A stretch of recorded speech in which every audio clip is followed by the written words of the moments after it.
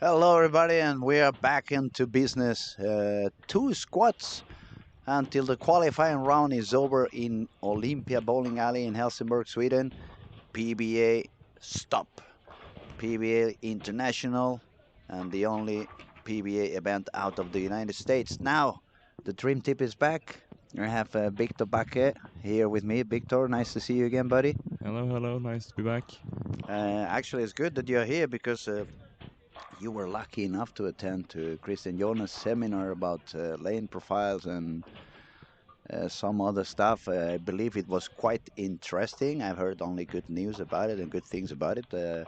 Care to explain a little bit what went on over there? I think you learned a couple of things, also maybe some different approaches into the pattern we are bowling at the moment.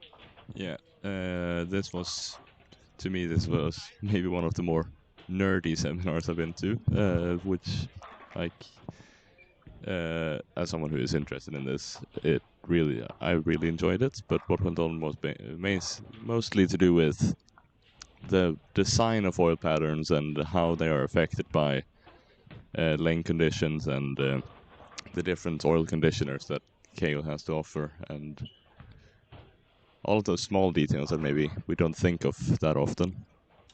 So I think But it, we usually say that small details make a big yeah, difference, right? yeah. So you But wish that seminar would have been happening at the beginning of the week, so you could have grabbed a little bit of a berry information and use yes, it yourself when you hit the lanes. there was a couple of times where I thought, well, why did I not think of that when I was playing? Because that would have helped me out greatly.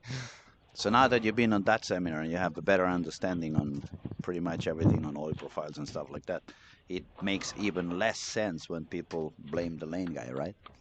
Yes, I think so. It's all about understanding, it's all about knowledge. It's a little bit what we have been talking during the whole week. The sport is more and more complex year after year. The equipment is getting stronger. The variables and the big amount of different factors involved on what goes on lane after lane and game after game. Unless you really understand all those concepts, it becomes very difficult to overcome. Then otherwise, unless you are capable to really understand that and get the proper approach, it's just a lottery. You have to pick the right number. You have to hope that the next pair is going to be good for you. Otherwise, if the next pair it's not good for you, in a manner of speaking, if you don't have the tools and you don't have the knowledge, how are you supposed to overcome those difficulties? How are you supposed to get any better on that, right? Yeah, exactly. I think Christiana said it very well during the seminar. One problem, especially this week, Hmm. has been people seeing that it's not a long pattern, but it's on the longer side, and Hmm. it's on the higher side of oil volume. So people like to bring balls with a lot of surface, stronger balls. Absolutely, I agree. But when he really walked through how the patterns are, Build are yeah, or design. how they're designed, that's pretty much the worst thing you could bring this week, because it's the only players that have done it well have been playing with shinier balls, essentially Shiny balls and higher different RGs. different approach than we have been getting the costume lately.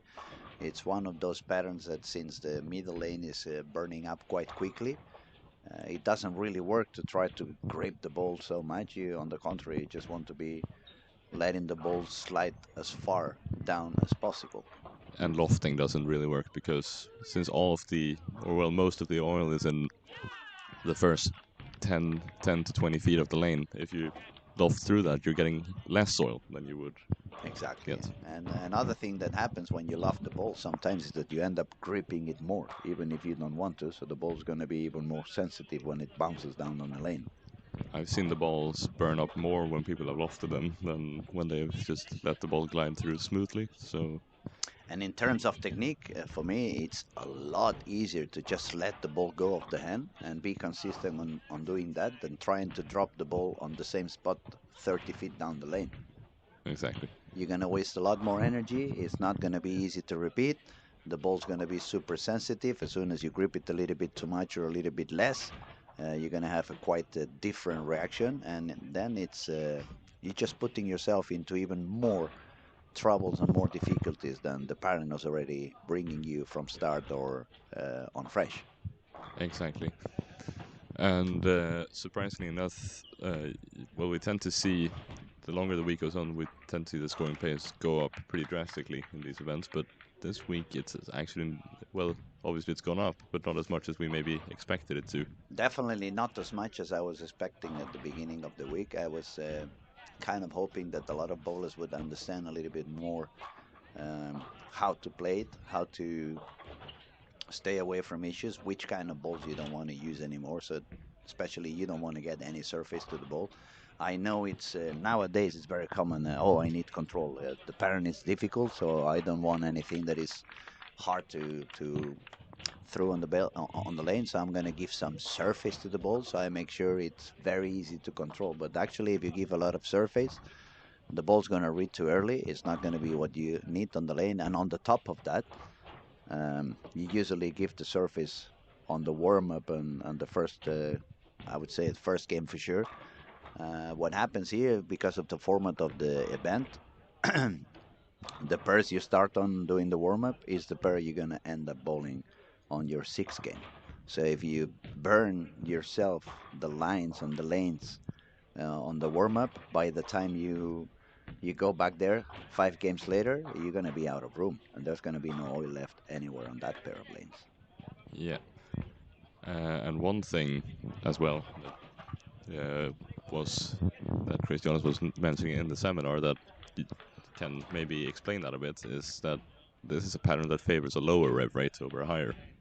So, and we tend to see later in the week that there are more higher rev players coming, but that doesn't really work here because it's a 43-foot pattern of 44, but it's only oiled to like 23 feet, and then Hmm. it's just the brush carrying the oil Just down the the last bit. just the oil left on the brush. It's Yeah, gonna be dropped down. There's no more loads. There's no more dropping of oil, so it's kind of just pushing the humidity left on the brush all the way down to 44 feet. But if you want to get a better idea on that, how would it work? Let's imagine we drop a glass of water in the table, and when we grab a napkin and we try to make it dry, actually, when we carry on a little bit further out or a little further away there where the water was really dropped, you can see the table is getting a little bit of humidity, but it's definitely not the same amount of water. It's just a tiny a tiny layer of humidity over there. That's a little bit what's going on in here. It's not that there is really oil going all the way down to 44. Actually, every single feet or every single foot that you go further on the lane is going to have a little bit less amount of oil because the brush is already not dropping anything. exactly. And that's one thing. This pattern, when you look at it, it almost tricks you a bit. It if you don't look at, or if you only look at surface, you might think, well, it's simple enough. It looks very simple when you look at the overhead graph, but when you look into the details, it's It's a lot more complex than yeah, it looks. and it's a lot more And difficult than it looks. and we can definitely see that on the lanes because we see how many super talented bowlers we have here. We have a lot of people from the PBA. We have a lot of people from the United States. Every single bowler from Team Sweden, the best bowlers in Scandinavia, best bowlers in Europe. Um, it's not easy. Everybody's struggling a lot. We had this is the squad number 27, I believe, unless I'm wrong. 26, 26. 20, 26. Yeah, So there's been a million games on the lanes and a million squads, and we only have two bowlers shooting above 1400. yeah, and that's just been in the past 2 days or Yes, so. that Yeah, that was it. It was Trevor Roberts with 1444 and Nico Oksanen from Finland with 1404. When I made the interview to Trevor after he shot 1444, he explained the previous squads he had bowled, he was somewhere around 1050, 1050. So he found a way to do. Actually, what he explained, he was using the wrist a lot less, dropping down a lot of rep rate, just letting the ball slide as long as possible. And we don't see that many that many high scores. The only one that I have seen pretty much being able to succeed on this pattern in a couple or even three different ways, it was Ethan Fury. Yeah. We saw Ethan bowling pretty deep inside on the first two squats that he bowled quite high. And then he was 150 over after five when he was taking a complete different approach. He was using a urethane ball straight on the second arrow. But I haven't seen anyone else being able to bowl that area quite okay. It's very close to the penalty zone. As soon as you miss a little bit out, it's not going to work. The ball's not going to make it back. And you run the risk when you miss in that you hit all the traffic from everyone else who is bowling deeper. Yeah. Uh, there is, oh, as you say, the penalty area. It's essentially a cliff on the outside of this pattern and in this center. That if you get too far out, the ball is not gonna. If in some centers, the ball's gonna hook back and give you a Brooklyn almost. But here it feels like you're happy if you hit the head pin. If you hit the head pin or if you just leave the 1-2, Yeah, you would take it right you're away. happy if you don't wash out to leave a 210. We have seen an amazing amount of frames that ended up on the right corner. We have Yes. seen quite a few bowlers taking just the 2 and the 9. We have seen many frames of a spare and 2, strike double and 2, because the ball just when you miss to the right, it's just completely gone. I might have had one of those myself. Oh, you had Yeah, one yeah, by yourself. Okay, so then you know what we're talking about. yeah. And it's like it's a shot that doesn't feel that bad when you let go of it, but you might have a bit too much speed on it, and you miss a bit outside, and the ball just it's gonna skid all the way down. She's just gonna say goodbye. I'm gonna take my And little vacation and out in the corner. I'll be back later on. on my occasion, I only picked up the 6-9. Uh, 6-9. yeah, went straight through, and that's just because the ball skids all the way, so it retains all its energy, just goes straight through. That's true.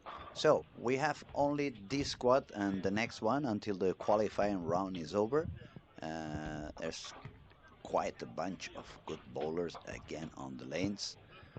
We have Dominic Barrett, we have Carl Eklund, we have Arnar Johnson, we have Chase Nadeau, we have, let me see, Thomas McNeil, Ben Robinson was doing good, Tim Stampe, Paris Benson, former Team Sweden. We have Ethan Fury bowling again. If you guys are curious to see what Ethan is doing, he's now bowling on lanes 3 and 4. We have quite a few strikes also happening on lane 5 and 6 by Niklas Horensen, front 6. We have Kevin Melin, who has been doing pretty good over the week. We have Marcus Johnson from Team Pergamon, son of Raymond Johnson. Several world titles and golden medals in world championships and European championships. He was the partner of crimes with Thomas Leandersson. Let's see who else we have over there. We have San Tu giving one more try. Robin Norberg, one of the young talented bowlers. The Finnish girl, she's going for another go. Elisa Hiltunen. Alvin, a nice lefty bowler from Sweden as well. We have Don Harding from England. He's giving another try.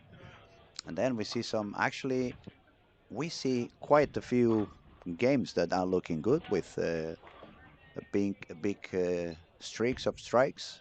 For example, on lane 11 and 12, we find a 5-bagger and a 4-bagger. If we go to 9, we have a 4-bagger. If we go to 6, we have a front 6 and a triple. If we go to 3 and 4, we have a 4-bagger and a 5-bagger. Um, on 19 and 20, we had Carl Eklund with a 4-bagger. He just had to split on the 10th. So it looks like they start to know more or less what they want to do on fresh. The scores is a little bit higher, but we have been watching this kind of evolution during the week. First couple of games, you see maybe 5, 6 bowlers above 450, even some of them getting close to 100 over after 2. But then the big wall, it's hitting everyone on game 3. Especially game 3 and 4, everybody drops down a lot. It's when you really hit the traffic. It's when the lanes become a lot more messier and the middle lane becomes a lot more drier. So I'm very curious to see what's going to happen on this squad. Yeah, as you say, it's almost like you get the score. the big numbers created in the first 3 or 4 games, and then it's like just par is a good score at the end, and try to keep the La- Last points couple of you've squads, collected. we've seen some people that they found their way to come back on the last couple of Yeah, games. for sure. It looks like games 3 and 4 to me has been the most complex for them to succeed on. I can remember a few big names like AJ Johnson starting very well and then dropping down on games 3 and 4. At the beginning of the week, we could see Ernesto Reynoso, the young one from United States, starting. He had at some point after 4 squads, he had 200 over on the first game, so he was bowling 250 average on game 1, but then he was unable to carry on with his score and with his striking abilities. Um, I think you can keep an eye on what goes on the next pair you're gonna go when you're bowling game 1, but you have quite a difficult period to try to find out what's happening 8 lanes away from where you are, which is where you're gonna be bowling game 3. And then everything relies on what did they do to that pair.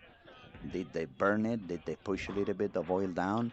Um, whatever whatever they have done, you need to feel as fast as possible so you can do your changes the sooner the better.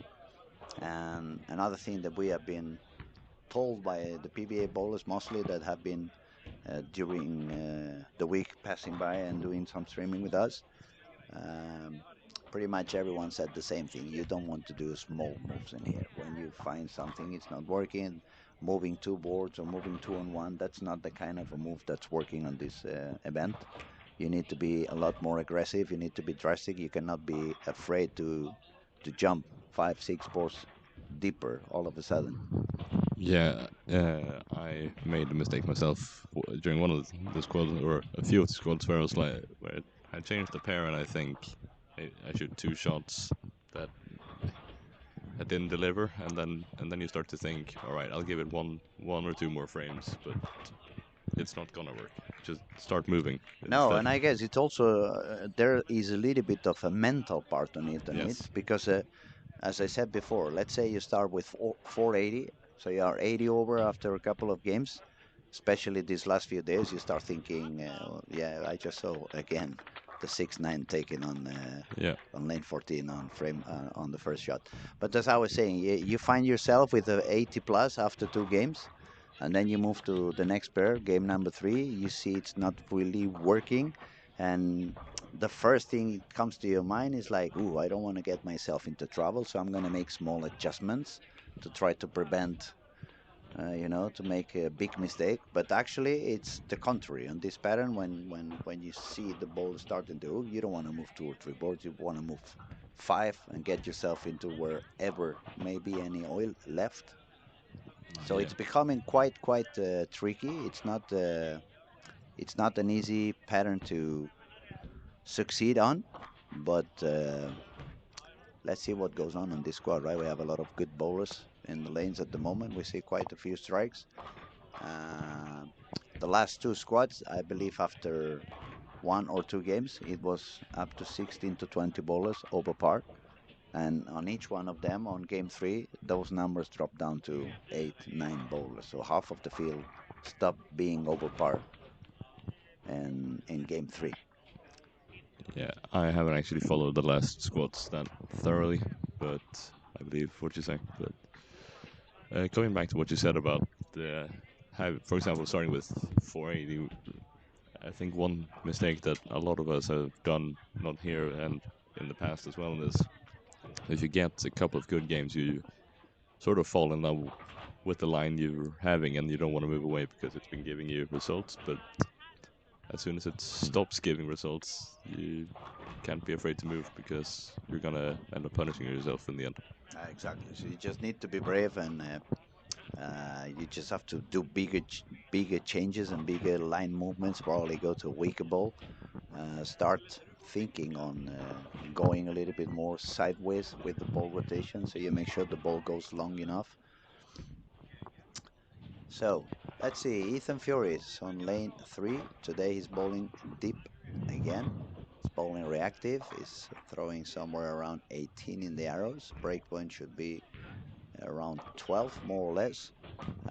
For those who are watching, if you want to have a little bit of extra information on what's going on, we managed to put Spectre Live on lanes, I believe it's 15 and 16 and 19 and 20. So if you are watching on the broadcast of lanes 13 to 16, you will see on the right side of your screen the Spectre Live on 15 and 16, and the same thing goes for the broadcasting on lanes 17 to 20.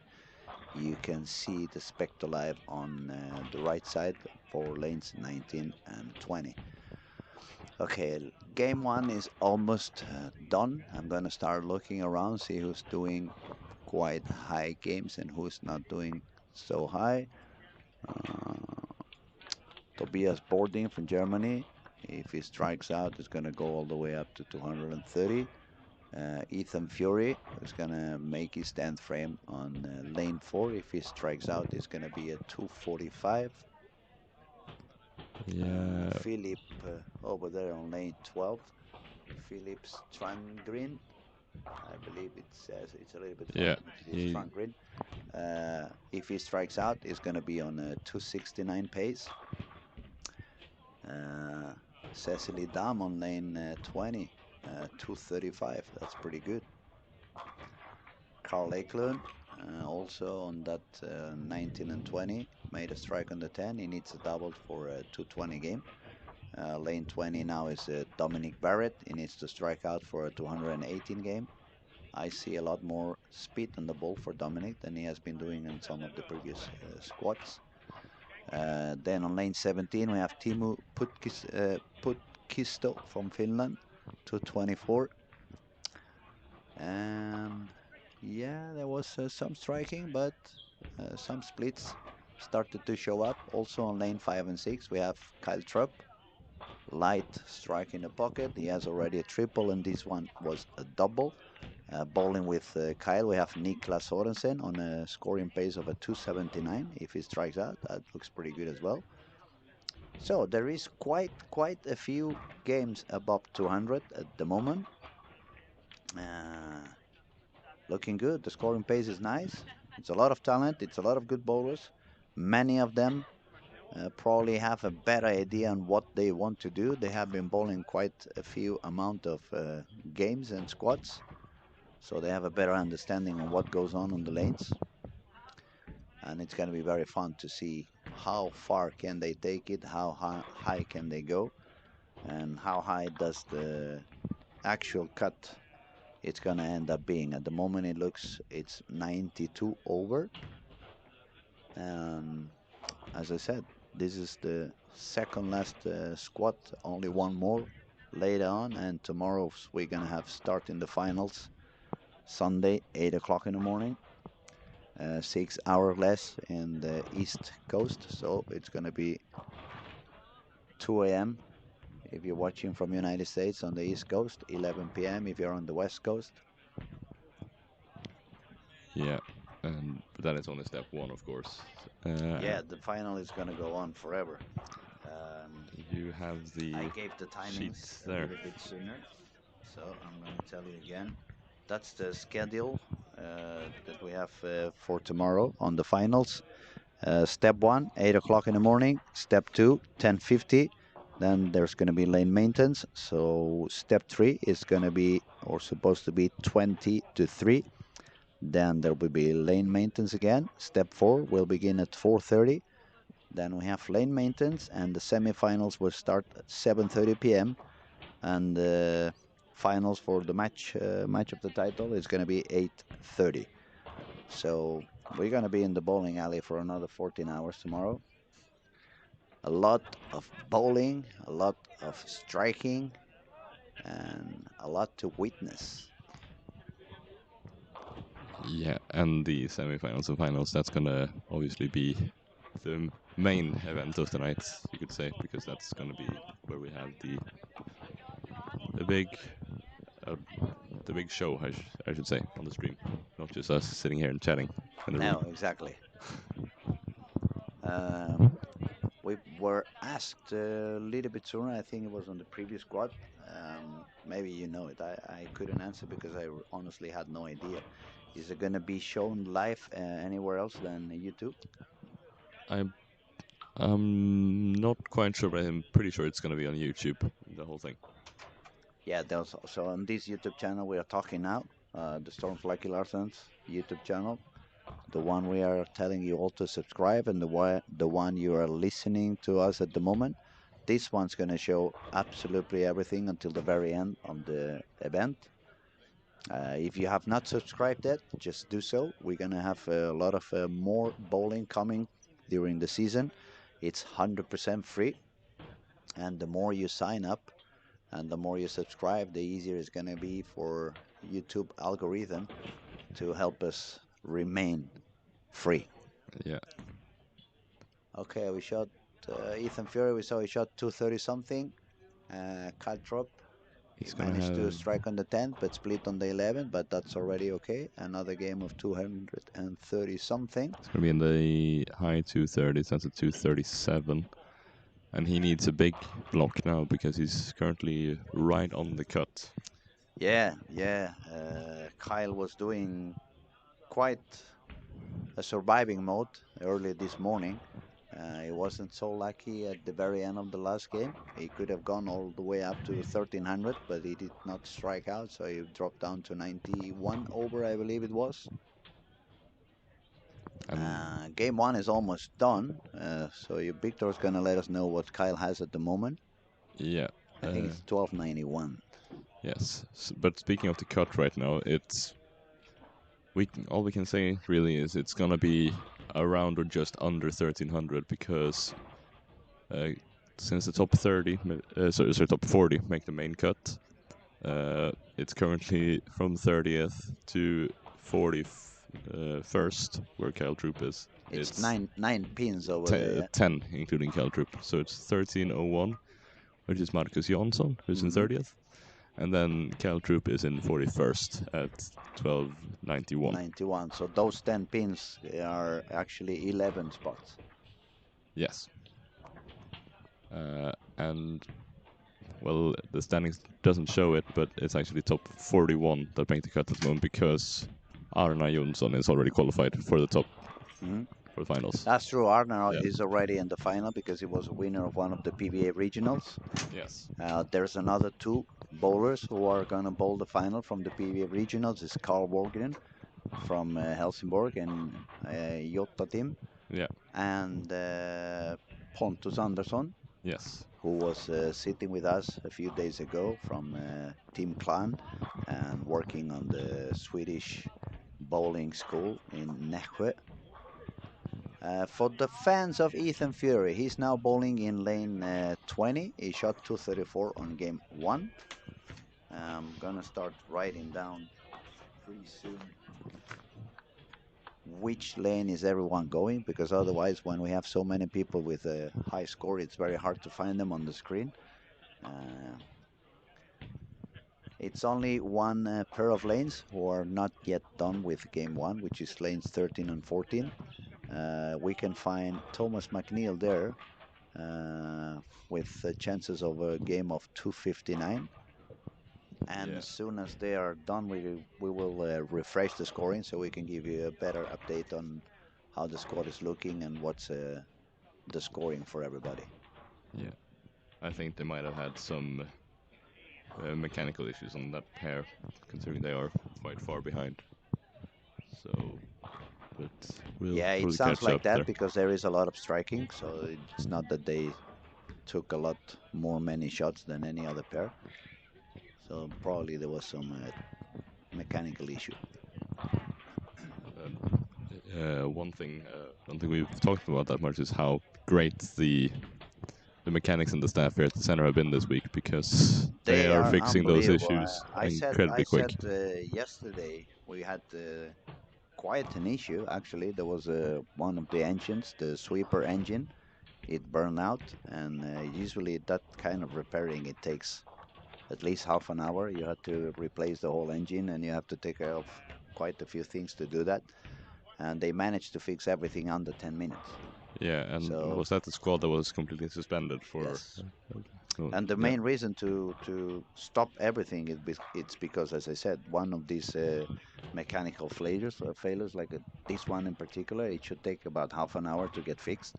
But the amazing job by the staff, both Jesper and Sebastian, yeah, they managed to fix that so quickly, and so heads off to them, right? yeah. And the squad was suspended because of any delay, so people don't have to wait around for the pair to finish, and the players in that pair don't have to get stressed because Yes.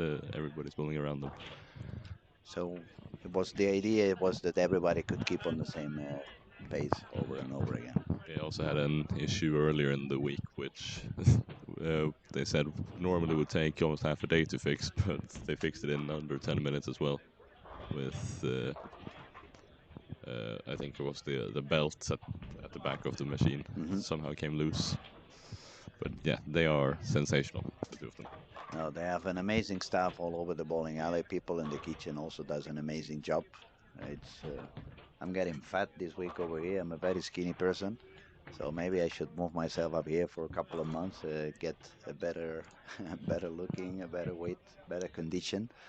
Um, but I have to say, it's the same thing. If we talk about the technicians we have over here, Jonathan, Jonte, you do an amazing job as well. You run up and down. I see you doing many different amount of things. Um, the truth is that the stuff that your father has in the bowling alley, it's unbelievable. It works super good. They are super efficient, but also they are super humble and kind. So it's like a perfect combo. That's why every single bowler that comes here, it's going back home happy. They have a great experience, and if you come once, it's not gonna be once. You're gonna keep repeating year after year after year after year. I feel home when I'm here. I feel home. So now let's see if we can get a bit of an update on the I scorings. I'm think gonna Jonathan look. is working on that right now. Yes, I know, I know. I'm just looking around to see where is everybody. I'm gonna tell you some of the names so you can guys choose into which broadcast camera you want to go on. Ethan Fury, bowling and lanes 19 and 20. Dominic Barrett, bowling on lanes 15 and 16. Arnar Jonsson, bowling on 1 and 2. Carl Eklund and Santu, they are bowling on 3 and 4. Let's see. Kyle Trupp is on 9 and 10. And yeah, we could mention quite a few more strong bowlers like Tobias Bering from Germany, Marcus Johnson. Uh, I don't know, whatever I look, I see a big name. But just try to see more, trying to let you know more or less the big names out there in the bowling world, so you can the fans can connect into that broadcast, that specific camera, and have some fun.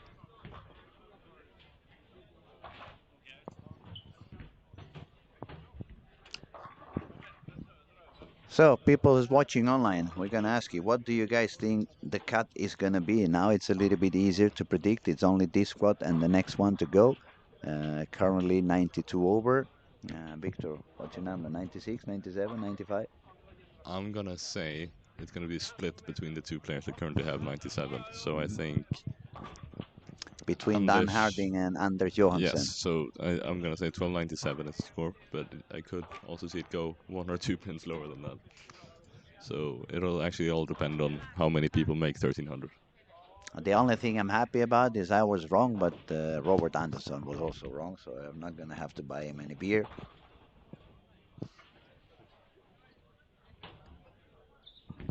And we have the scores from game one in, and it is Niklas Sørensen who has the highest score of 255. 255 from Denmark, Niklas. Yes. Then we find Philip. How you say that in Swedish? Strandgren. Strandgren, yes. Strandgren. 244. Thomas McNeil, United States, 238.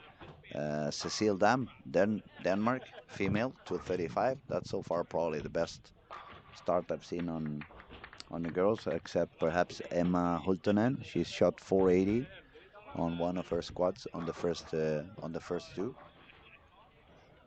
Yeah, and currently leading the female standing is Nora Johansson at 12:34. And number two is Peppi Konstari from Finland, 1228. If no women does any higher than that, those two would have a gateway into the final. They would bowl on the final step one. Yeah, yeah. So If nobody, we're gonna have to follow the action on the Danish girl. yeah, She may be able to do it. or you could say if nobody beats them or a female bowler makes the main cut, they're gonna be through. Yeah, exactly. If the Danish girl now shots 1300, she's gonna make it directly. So they will keep those gateways for Nora and Peppi. And then everybody's happy. Everybody's happy, yes.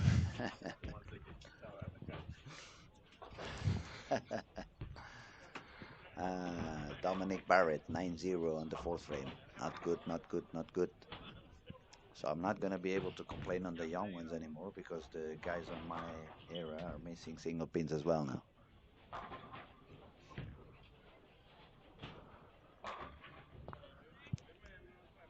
Yeah, if there's one thing about this pattern, I'm not complaining about the pattern now because Christianos is in the room. I just want to make that clear.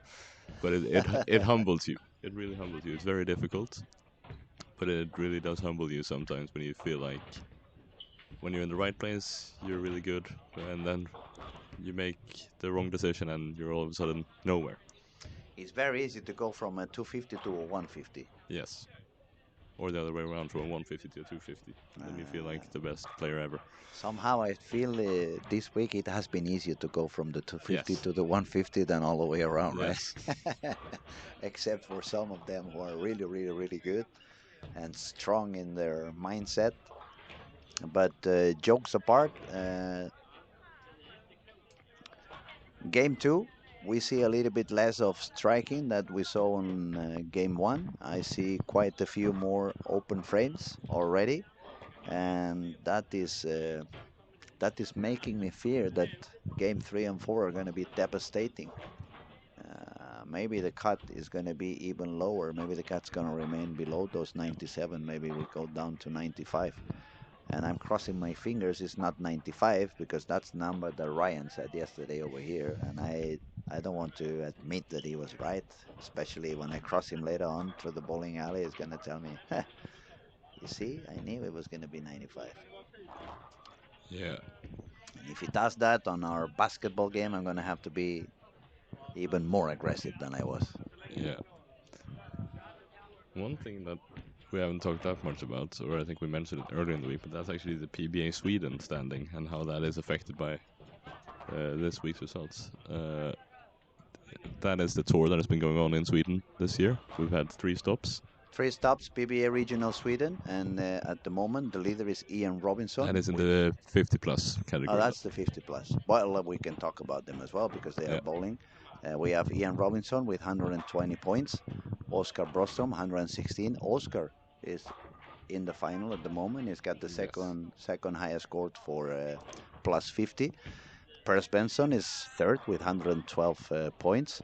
Per is not in the final, but Per is bowling this squad at the moment, so he wants to try to gain that spot into the final. And those are really the 3 that are in contention. Yes, because then number 4 is Stefan Ingstrom, but Stefan has not showed up for this event, so everything is going to be between Ian, Oscar, and Per if he manages to do quite enough. We could have a look at. I believe Oscar is below par on that Yes. senior I'll check that out. gateway. But with the way that the points work in this event, this is 1.5 times the regular tour points. It's essentially just whoever out of those 3 finishes on top is gonna win the tour and get that trip to Reno. So at the moment we have Martin Paulson with 1229. Well, it's And actually Peter Oscar, Hellström who's the highest 50 plus player, but he's already in the final on an early bird, I believe. I believe so too, Yeah. because we said the cut was 92 over, so Peter Hellström is going to be from the early birds. So taking away Petter, it's between Martin, Oscar, and Per Svensson, who's now on the lanes.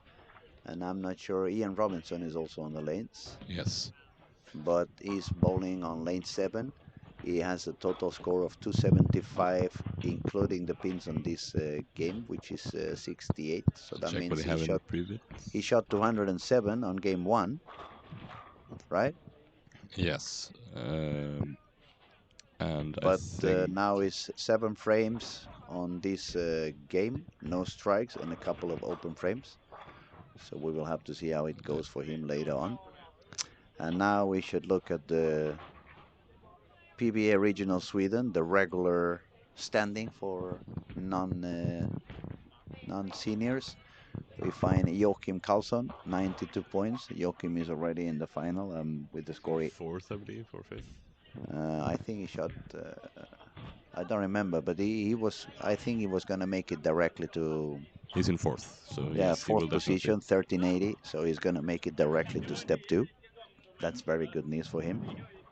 Then we find Anton Andersson, Don Harding, who is now with 97 over, so he's on the edge, making it, not making it. But he is bowling now as well. Yeah, he's bowling now as well. Then we find Arnar Jonsson Who's bowling already now as through well. because since Arnold has won a stop, he's already guaranteed a final spot. A spot on the final. Then we find Robin Persson. Who is not gonna make the cut, I don't think, unless Now he's bowling Robin again. started this morning. He started very well, but then on the, I think it was on game 3, he shot 120 Oh, with like six or seven splits on that particular game. Sixth position is Carl Lakeland. Carl is becoming one of the sponsors of the event because he has bowled like 20 squads already.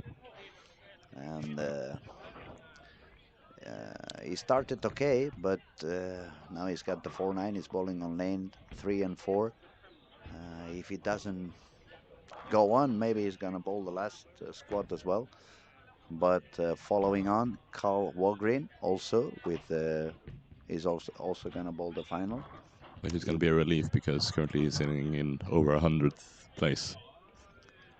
But Carl won the last one, right? The Yes. last regional stop in Stockholm. Yes, so he's gonna be happy that he's already through because judging off his current score, he's not gonna make it on that. Mm.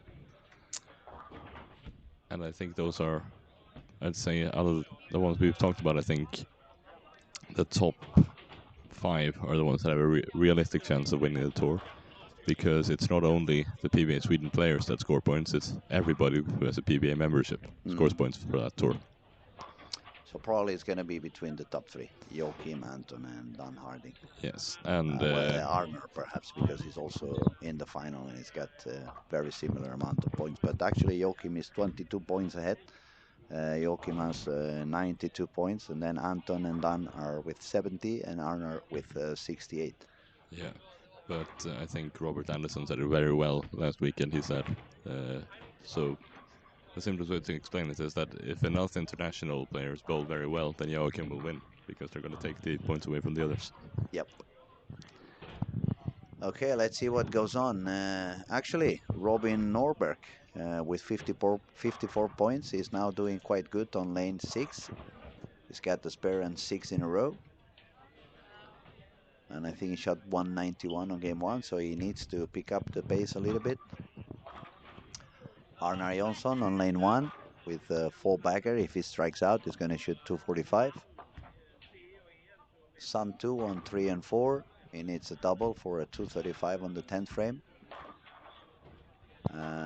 Actually, Cecilia Dam, she shot quite a good first game. She's bowling with Carl Eklund on 3 and 4.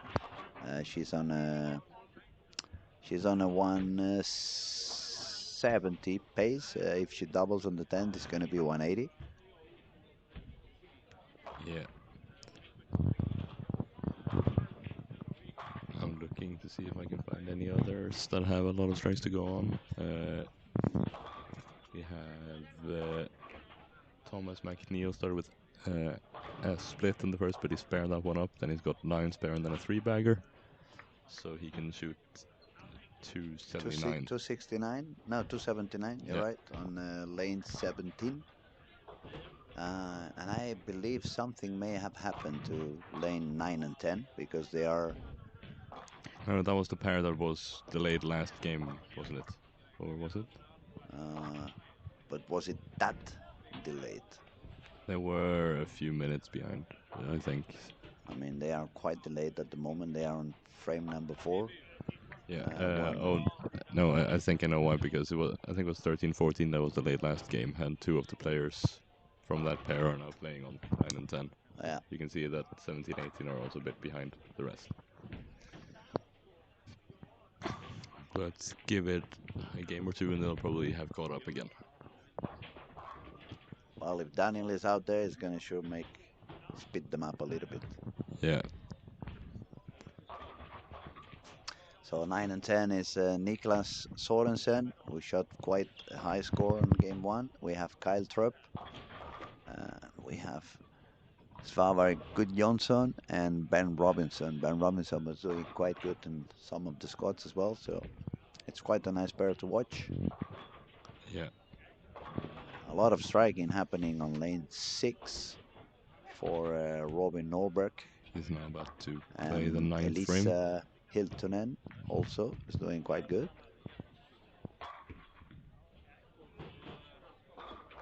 Robin for an 8-bagger. Oh, 7-10. 7-10. That's not a happy one. That's for sure. It's going to turn a potential 290 into 268 or 267 at best, I think. No, 250, 257 if he takes one. Yes, sorry. Arnar Jonsson made a double on the 10th for a 6-bagger. So he's on his way for a 245 game. But Arnar really needed that. He started pretty low on this squad. Yeah, I but think he shot 150. the only thing Arnar really has to worry about if he's even going to care about his qualifying is getting Yeah, into the getting top 25. into the step 2 directly, right? Yeah, and that takes a lot of pressure off your shoulders because otherwise you're gonna have to bowl 6 extra games and need to be in the top 15 out of 30 in those 6 first games. And maybe another 2 hours of sleep is gonna help you out a bit. Yeah, that definitely is one of the things that can help you a lot after a long day of bowling. Yeah. So yeah, when you think of it, it's not just that you have already qualified. It's you have a physical advantage over the rest because you have to bowl less. You bowl less, you rest more. It probably if it gives you a chance to see what's happening at the end of step 1 Yeah. to see if there is any major changes on the lanes and what people is doing on the lanes. And as we said before, this is a very complex game. It's a lot of factors that you want to pay attention to, and the more you see, the more you know. Yeah. I'm gonna ask you a question now. Yeah, Do go you ahead. think there are gonna be any 300 games at all during today or tomorrow?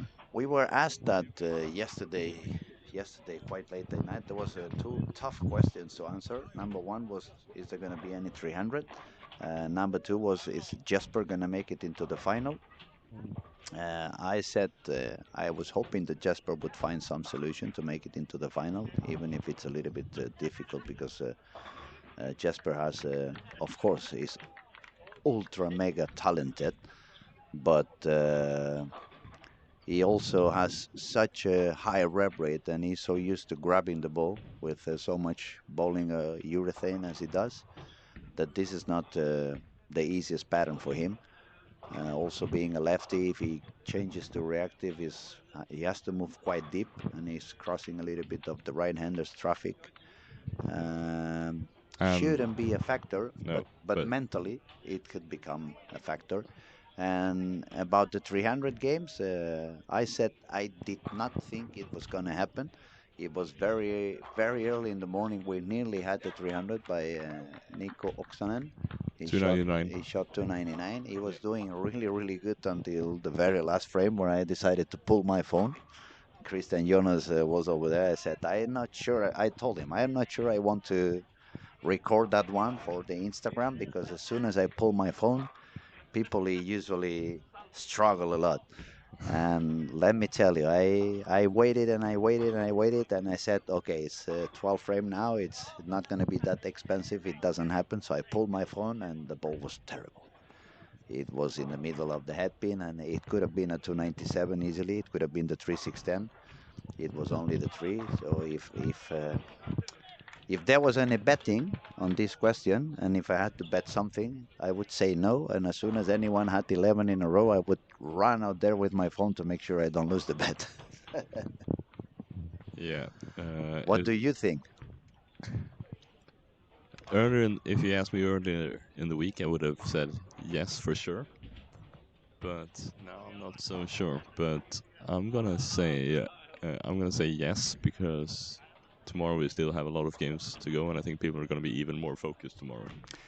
Actually, I'm going to take a different approach. I'm going to take a different approach. I believe tomorrow is bigger chances, not only because the best bowlers are going to be on the lane and the ones who have found out how to bowl this pattern better than the others. But one factor that I believe that could be quite critical is that tomorrow is going to be less bowlers on the lanes. So it's going to be a little bit less of burning on the lanes. It's going to remain fresh for a little longer in a way. It's going to be less traffic, especially late on the day when they don't bowl more than one bowler per lane. Then it's going to be a lot less traffic. The best Yeah, bowlers are going to be on that stage. As you said, they're going to be even more focused. And maybe if it happens, it should be on that late stage tomorrow. and looking back to 2023, which was also very difficult, but it was slightly higher scoring than it is this year, but still pretty similar. We saw a 300 game on day one, and then we only saw one more, which was AJ Johnson in the quarterfinals. Mm. So we had one at the very beginning and one at the very end, essentially. We will have to see. We will have to see. Okay, let's check a little bit the run. We see 244 for Arne Johnson, but only 384 total. Cecile, she dropped down to 414, same score as his partner in the lane, Carl Eklund. Santu, he had an open frame at the end, so 4 over par. Megan G. DK, 248 to go up to 26 over. 5 and 6 was paying out quite good on this game. Usually it's a tough pattern, but we saw 248, 244, 225. Robin Norberg 435, Elisa Hiltonen 436. And then we have to move to Dan Harding on lane 8 to see 420. We will come back to 9 and 10 because Kyle and the guys are still 3 frames delayed compared to the others. If I go to lane 11, I find Marcus Jansson with 223 and a total score of 415. Tobias 197 for a total of 407. High scoring. And the score moved away. Ethan Fury was doing okay.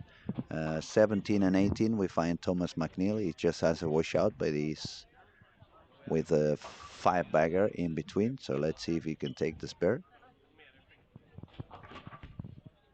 Now, only 2. That's not the best. But 202 on the 9th frame. Still has the 10th frame to go. He's already with 40 over. So if he triples, it's going to go all the way for 232 and 470. And if I move to 9 and 10, where they still have to bowl the 9th and the 10th frame, we find Ben Robinson with spare double, spare triple, and now split. He left the 3-7. That's the 210 for the lefties. And Kyle Trapp, spare, spare, 5-bagger, spare. Yes.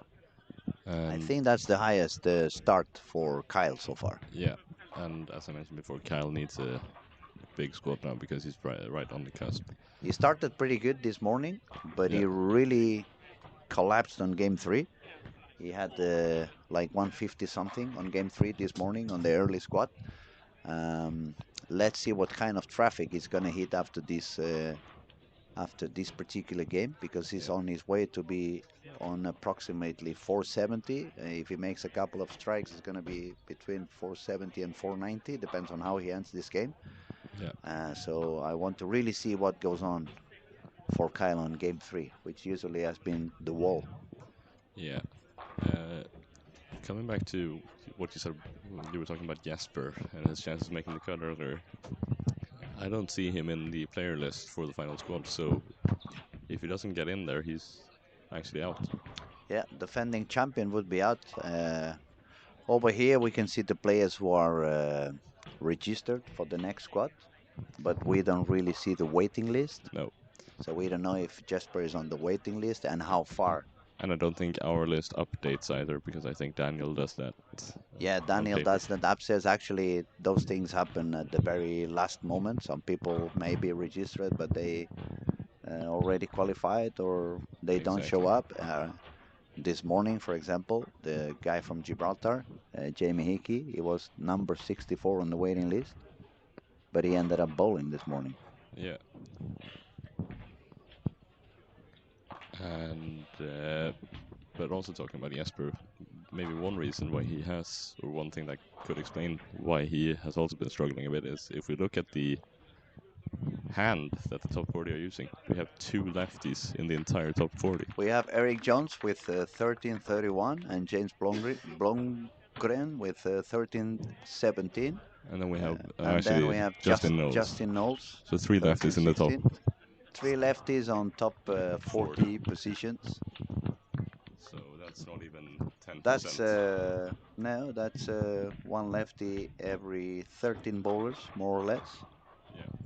But I would like to know exactly how many lefties are really bowling compared to the right-handers. I mean, is it 10% of the bowlers are lefties in the event? I'm It's gonna be gonna hard to see it's if I gonna be can. hard to know that, but we're gonna see if we can find that out. Yes, it would be interesting to know, because usually we see a lot of lefties on a final, and we say, oh, this was a lefties alley. It was easier on the left side, and sometimes that is true. But sometimes when it's the opposite, when we only see a couple of lefties over there, it's like, oh, it was very hard for the lefties. But maybe there isn't that many lefties on the field either. Um, one thing is for sure, of all these two-handed bowlers that can bowl backup, we haven't seen anyone doing it. So it shouldn't be any advantage to be a lefty. I'm just not sure it's really harder for a lefty than a right-hander. I just believe it's very hard for both of them. One thing that could explain is that usually lefties have a tendency to bowl a little bit more in the corner than right-handers, and this is not a pattern to bowl in the corner. So that could be the explanation as well. Don't worry if you don't listen to Victor at the moment. Is counting how many lefties do we have, and as soon as we see how many lefties and how many bowlers, we're gonna have a better idea on what's the percentage of lefties on the field. Um, so there are 373 players, Hmm.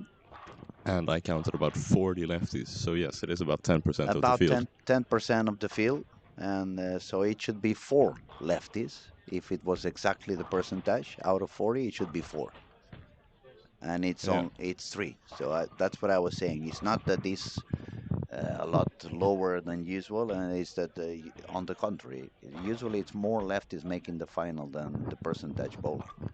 yeah, And as I was saying, I think lefties have a tendency to bowl a little bit more on the side of the lane. They don't usually move that deep inside.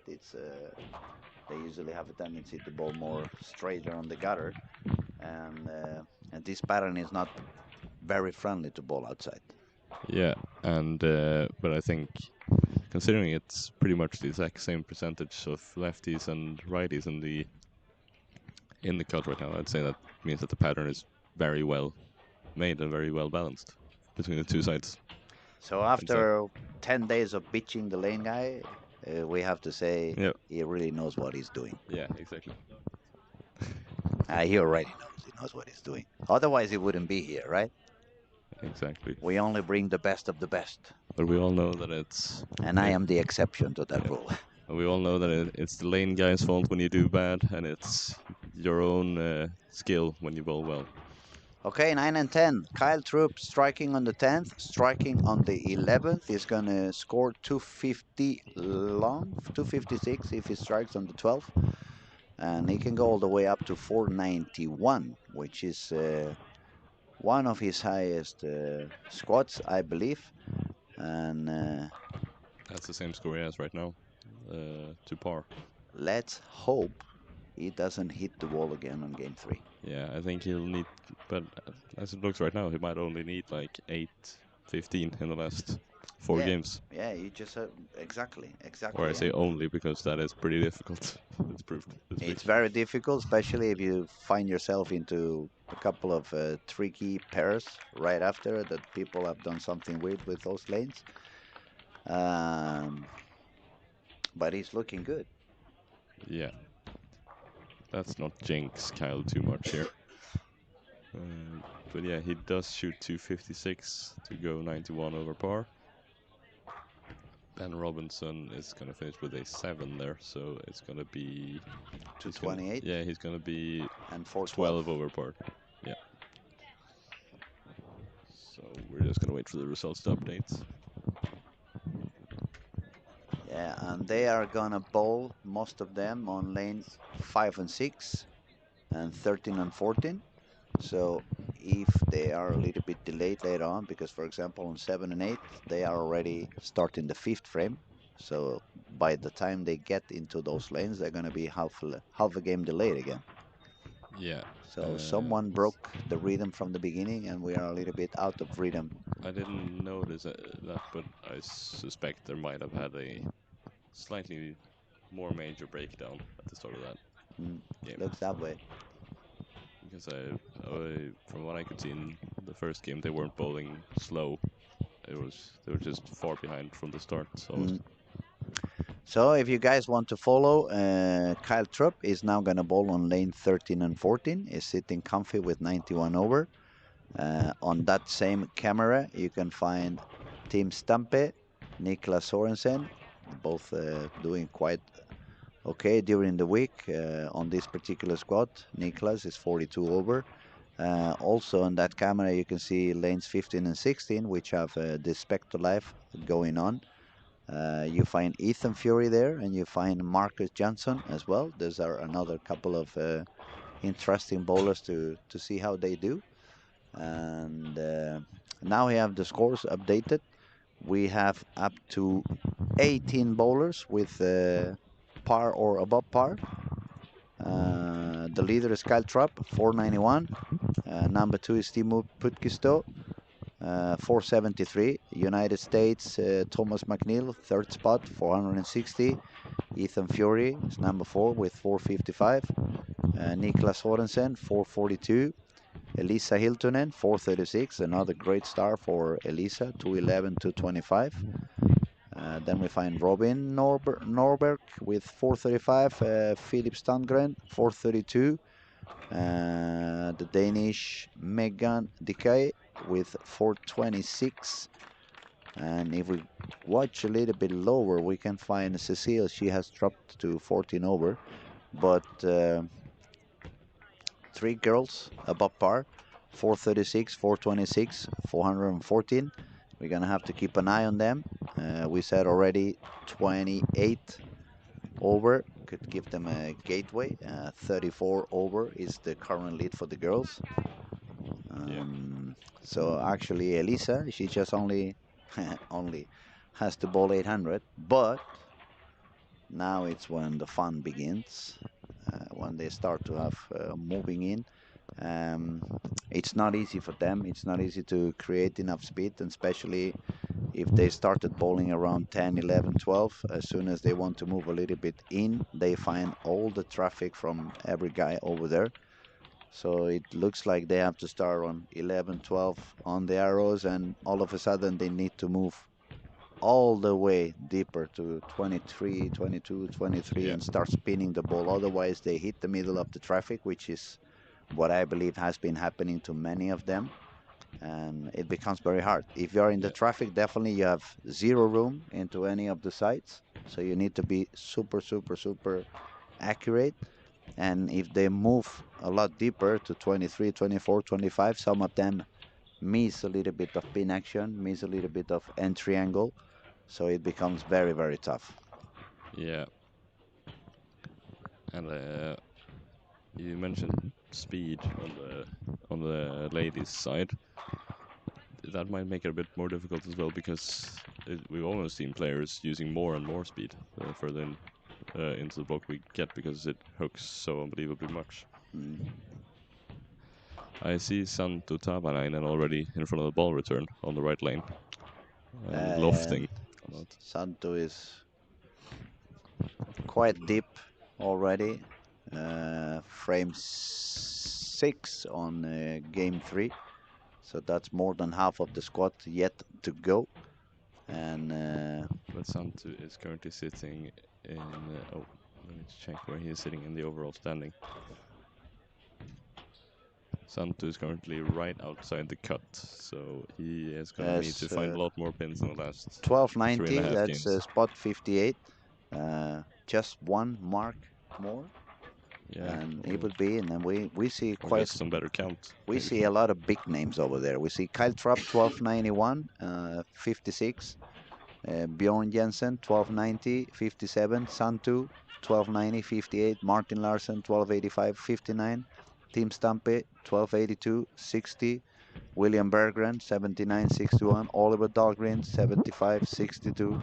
Richard Tees 1274, 63. So it's a lot of good bowlers over there and a big amount of bowlers in such a very, very small area.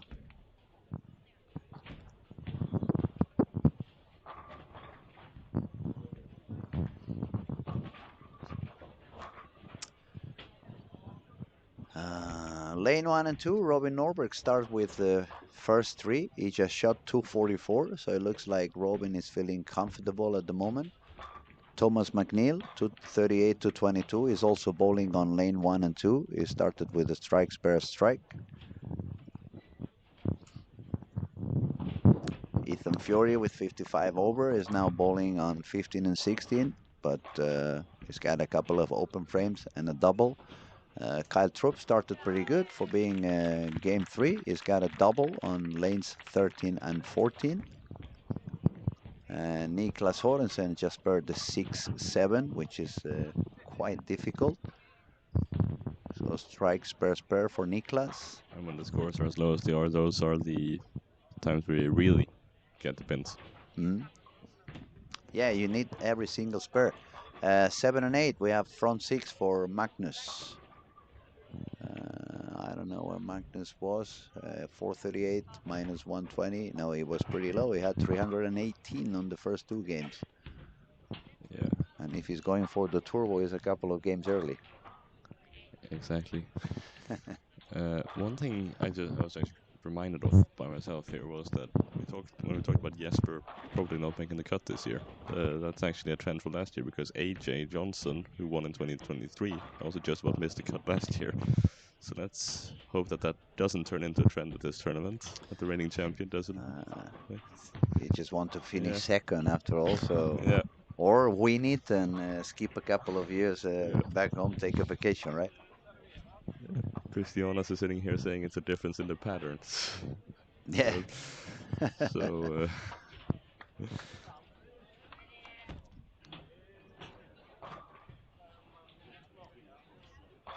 yeah, I finished second. But it's yeah.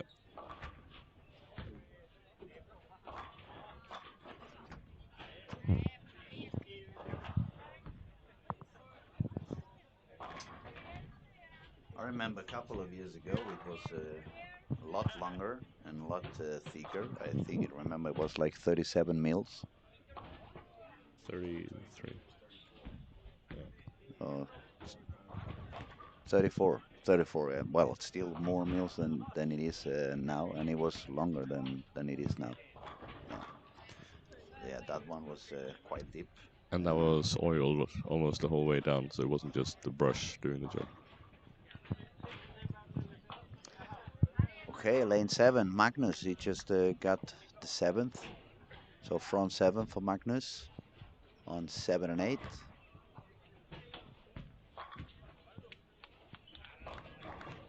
And I don't see any particular other high score. Bowling with Magnus, Tobias started with the front 4, but then he did split spare, split miss, 9 miss. Dominic Barrett has got a four bagger. Where is he sitting in the overall standings? I'm gonna. 397 Yeah. on this particular Uh, squad, and on the overall, oh, I'm gonna check that.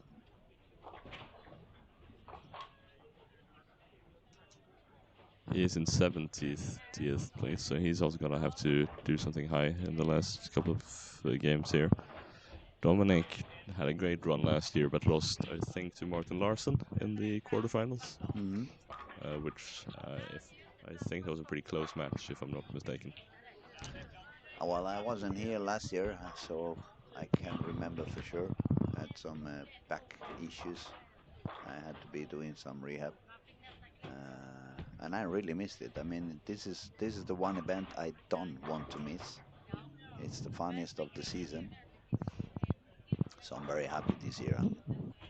I'm here watching the action right from close. And we're getting even, and there are more and more of the big international names coming here Oh my every year. God! Look at the strike that Magnus just got on lane 8. Yeah, and He was that's hard on the headpin. He had the 3-6-10, and the 3-6-10 came falling forward. That's the 8th strike. And I'm going to tell you one thing. I'm not going to say the number, because if you say the number, you jinx it yeah, 100% for sure. But usually, to get that number, you need to be lucky.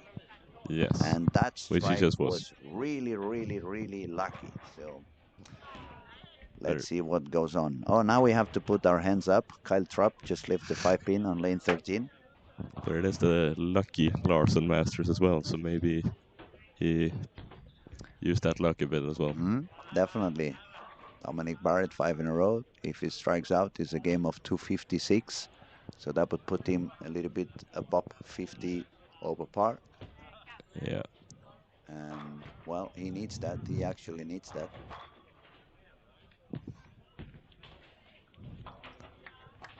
So I'm not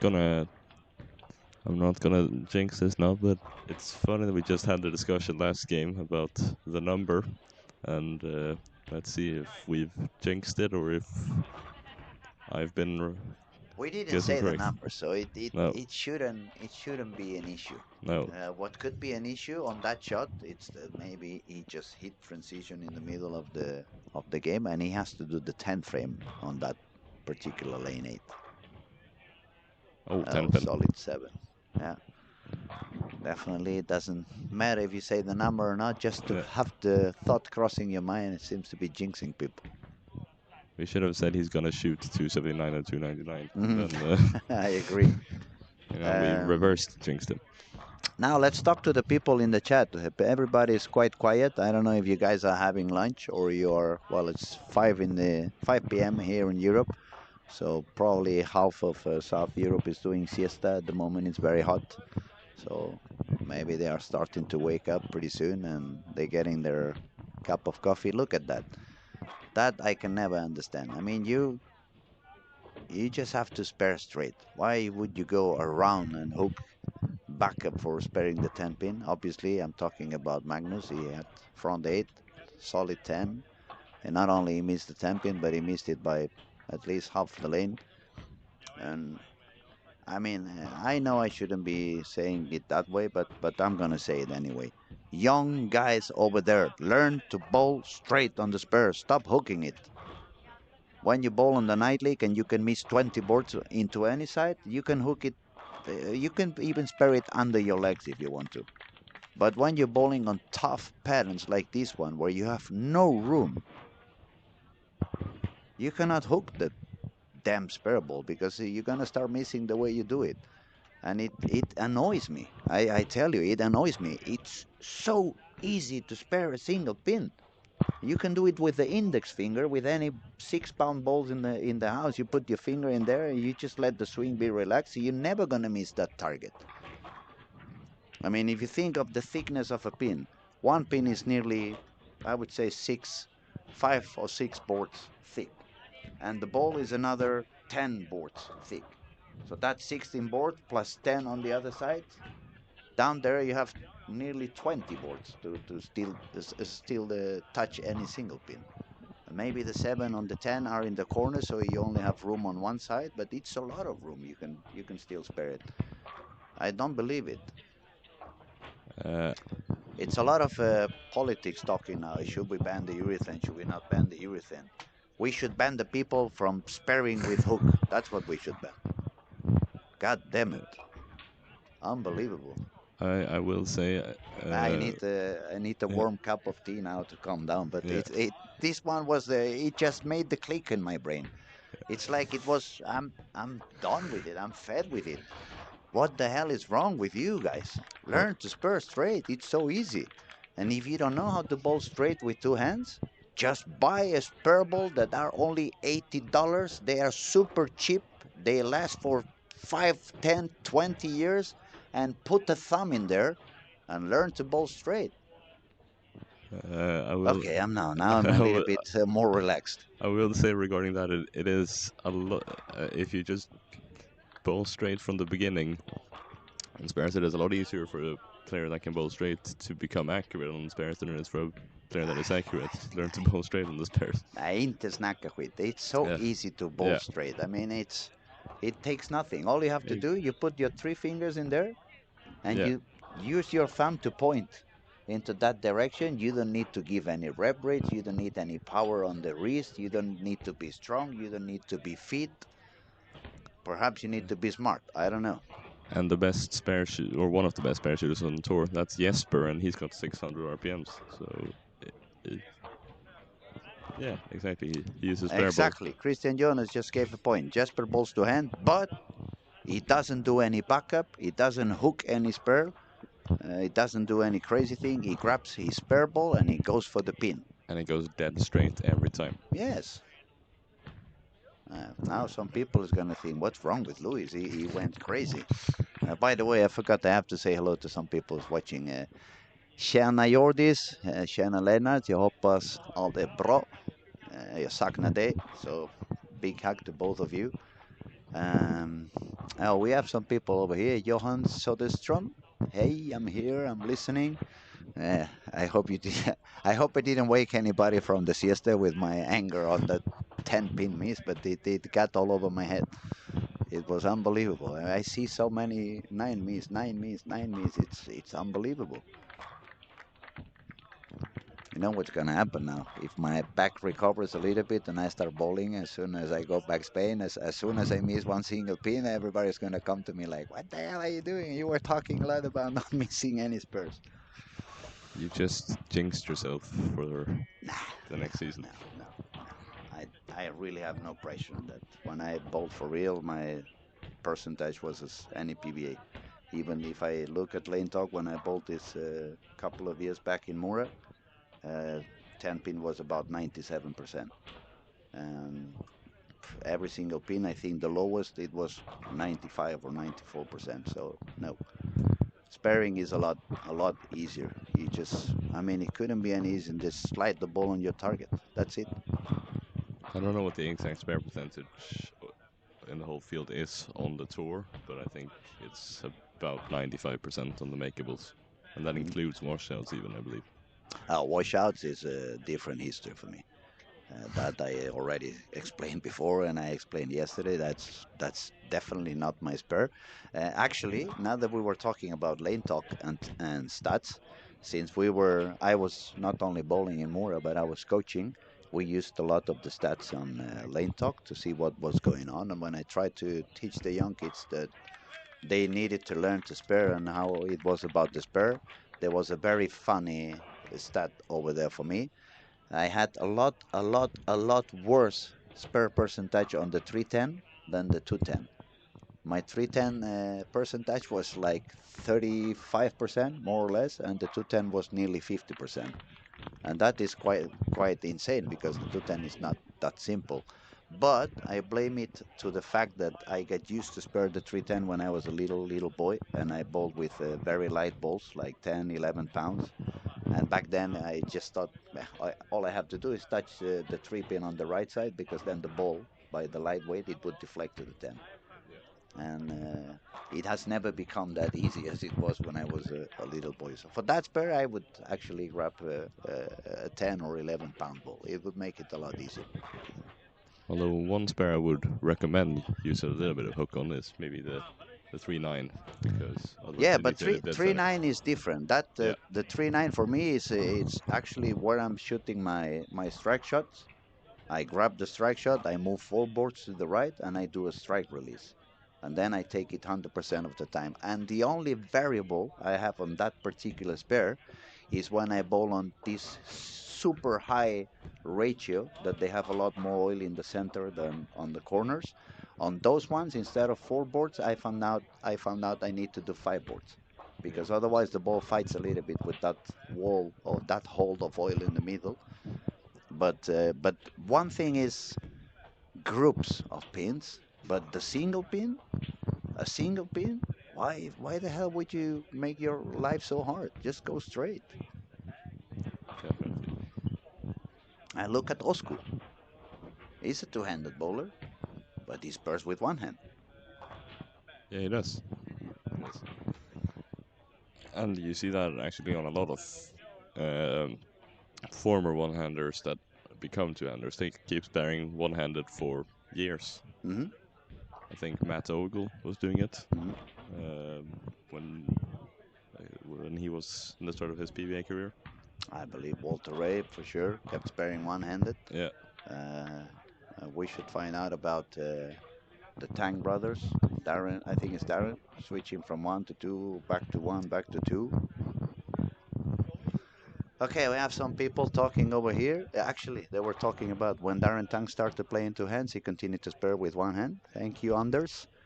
Mr. Jojo, Kyle is playing the Iron Max, which is quite a strong ball. What do you think he will be switching to in game 5-6? Iron Pro Solid. Actually, yeah, he has been using a lot that Iron Pro Solid. Uh, I'm not sure he had a Gremlin or what ball it was. It was a little bit darker, but if you see it, the Iron Max he's throwing is super shiny. He moved the surface up. I believe they moved all the way up to 2000 or 3000 before the shiny, and but he's doing pretty good actually. We forgot to keep an eye on him. He's bowling on lanes 13 and 14, double, nine spur, triple, nine spur. So Kyle is saving the world. He's been having a lot of issues on game three on this tournament so far. So where is that he? He's at over here on 13 and 14, 13. and he's doing very good actually. Yeah, Uh, he still can go all the way up to 247, and that would be a total score of 738. So yeah. 138 over after three games. And then it would pretty much be enough to shoot 575 in the Hmm. last three Hmm. games. So then he would probably have to switch Yeah. to the spare ball and hit the pocket no matter what. I think when you get to the end of the tournament, some people might become nervous knowing pretty much exactly what the cut is going to be. But if you have a good start, then it might be calming to know that all right, I don't need to bowl that good, so some pressure is off. Hmm. Hmm. But the second you start to struggle, that is when the pressure kicks in again. We have Mr. Jojo says that the yes, his Iron Solid looked almost sharper than his Iron Max. Um, the thing is, when you fly all the way from United States over here, it's not easy to have 12 balls with you. You probably they just travel with six balls. Maybe someone brought one or two more, but I believe they brought six balls. Of course, we have a pro shop in here, and if they need something, they can drill it. Uh, if I was the ball rep at the moment and I had to let them make a decision for a little bit later on, I would definitely go for something with higher G, low differential, probably pin down, so it creates even a higher RG and an even lower differential. Maybe some high road, even some IQ Emerald. I believe a ball that would work very good over here would be that older IQ Tour 30 anniversary, the black one, the pearl black one. That would be pretty good for this late movements on the lanes. But yeah, we will have to have a look and see what ball he's going to use on games 4, 5, and 6. But so far, he's doing pretty good, uh, staying quite above the par. And not that many people. Now it's actually it's just that lane is a little bit delayed, 13 and 14, as we said before. So as soon as they are done, we will be able to refresh the scoring for the whole group, and we will find out how many dropped down. We had, can we check again, Victor? I think we said it was 16 or 17 bowlers still above par on this particular squad. We currently have 18 yeah bowlers 18. above par, and we will see how many remain above par after game 3, when usually is when the tricky situation shows up. Yeah, we just have one pair that is yet to finish, but they only have one frame to go. So it's going to be done in 2 or 3 Yeah, a minutes. couple of minutes, more or less. And I think I'm gonna let this squad or this game finish and watch the scores update, and then I'm gonna take a break and head off for a bit. And I'm going to tell you to stay for Yeah, 1 minute. Let me yeah, grab a glass of water and I'll be right back. yes.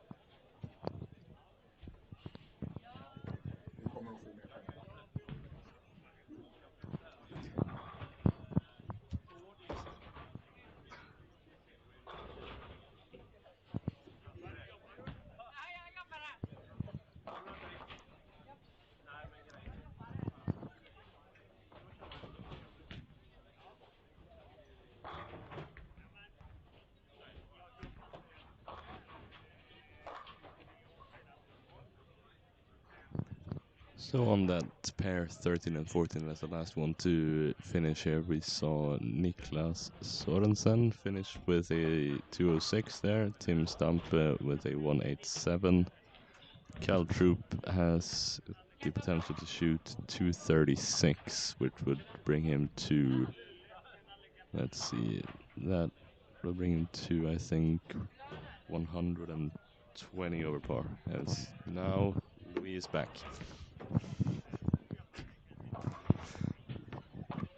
Yeah, it's so much talking. Apologies, everybody. I really needed to grab some water and clear my throat. Um, who else is talking? Johan, sorry. One of you makes a scrapping noise with the microphone. Is it? Really, we don't know. We're gonna make sure that every mic is on the right spot. Number 2 is down, and number 1 and number 3. Well, not sure what made that be the cause.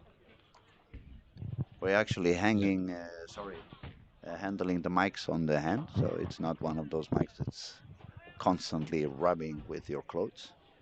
But if Yeah. you guys hear that there's some weird noise, let us know so we can check out, see what's really happening. It's probably just us gripping the mic in a weird way or something. That's making it Maybe it a was scraping that noise. 10-pin miss that I grabbed the phone even harder. It could be the cause. Yeah. Mr. So Mr. Jojo says missing Jasper in the last squad. Any info if he's on the waiting list? Daniel was here a couple of minutes ago, he's not anymore. but it's not anymore. It's kind of busy. It's moving around. a lot. It's a lot of things happening, a lot of people needing things. But as soon as he jumps in, we're gonna try to find out if Jasper is on the waiting list and if he's gonna be able to bowl on that last squad. But the way it sounded, what Daniel said before is he didn't think that many people were gonna get in on the waiting list even in the last game because it's a full squad and not that many. There are not that many of next squad bowlers that are bowling right now. Now, and probably you feel like those who I'm not making, they would have given up already, right? Yeah. Yeah. So Cal Troop shoots 236 here to go to 127 over par, That's which is a really great high score. scoring. That's really high scoring for him. That means he only needs like 570, 190 average on the next three. Maybe 191 average, so he can secure like 100 over. That would be more than enough. Now Daniel is back, so we can pop him the question. Daniel, people is trying to find out, is there any chance that Jasper is on the waiting list for the last squad? Yes, he is. But I don't know if he wants to play. Okay. And we don't know if he's going to make it anyway, because the waiting list is quite busy, isn't it? Yeah. Thank you, Daniel. So yes, Jasper is on the waiting list. We will have to wait and see if he managed to make it into that final spot. Um, those who have managed to enter the final spot, they have been doing quite okay. We remind you, Trevor, he was on the waiting list. He was not supposed to bowl, and 10 minutes before the squad started, he ended up bowling, and he did 400, 1444. So maybe not thinking you're gonna bowl and end up bowling could be the trick into getting that spot, right? Yeah, exactly. Okay, game three is over. We're starting game four. We're just gonna refresh the scores in a minute more or less. Oh, that was quick. We already have it. I'm gonna start writing down which lane our top seeded bowlers on this squad are bowling, so I have a little bit less difficulties finding them out. We have Kyle, who is Yeah. now gonna bowl on lane 17. And we in second place we have Robin Nobody and 689. Where is Robin at the moment? You find him? Where is he I'm bowling? gonna try to find that out. He was. That's what I'm trying to write down, so He it's is. easy for me He to is find also him. on 17 and 18. Okay, yeah. Then we have Thomas McNeil, who is at 651. And I'm gonna see if I can find him anywhere. Yeah, I found him. Lane 5 for McNeil. Yeah, and then we have Timo Timo Putkisto. Putkisto Putkisko. from Finland, There we go. 49 over. And he I've been is. practicing my Finnish these last couple of days. That's why I could get it over there. Yeah. So we have He is also Putkisto on 5 and 6. also And Niklas on. Sørensen is on. He was on 13 and 14 last game, I think. So he should be somewhere around here. Yeah, he is with Kyle on 17 and Oh, 18. true. Nicholas is bowling with Kyle, And so then we it's have also on Ethan 17. Fiore on 644. And I think this is going to be. Ethan, we're not Yeah. gonna really follow. No. People can follow Ethan. Ethan is already on the final, so let's Yeah. focus on those who still need to get their spot in the final.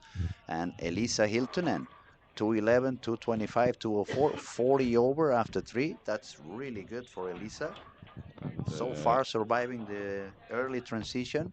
Let's and, see if we can find where Elisa. I believe she was bowling with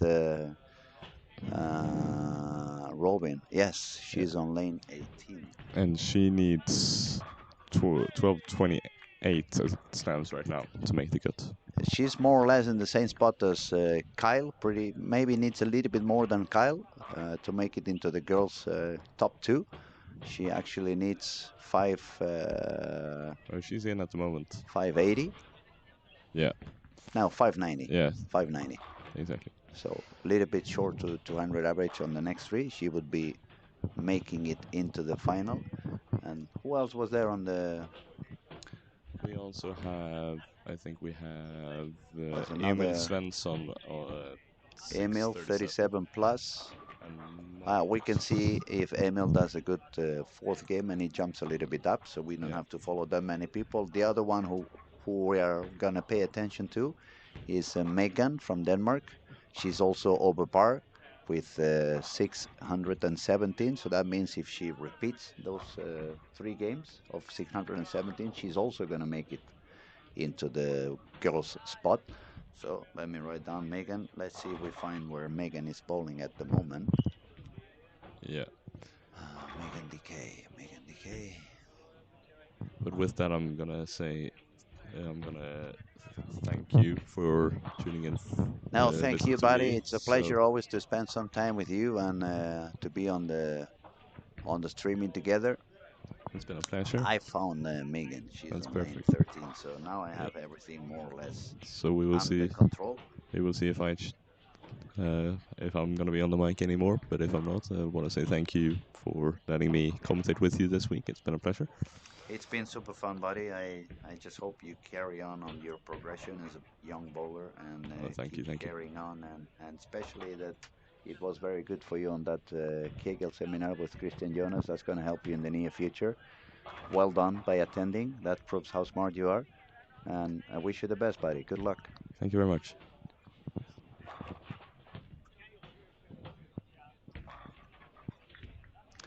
Okay, and now I'm gonna grab the horse and keep riding. Lane 17 and 18, Kyle Trupp started with a strike. He's now gonna shoot on lane 18. Let's see if he can get the double. So far, he's still bowling with a polished iron max. He's looking pretty good. Little bit of early motion. That's why he showed the 10 pin, but the messenger did the job and he got the double. Bowling on the same pair, we had Robin, who's got 7 spare and an open frame, and Elisa. And Elisa also started with a double. That's very good news for her. She carries on quite good. She's already on 40 pins over. Uh, Looking like she's going to make it all the way to the final if she can continue to carry on that way. Oh, Arnar just spared the 7-10 on lane 9 and 10.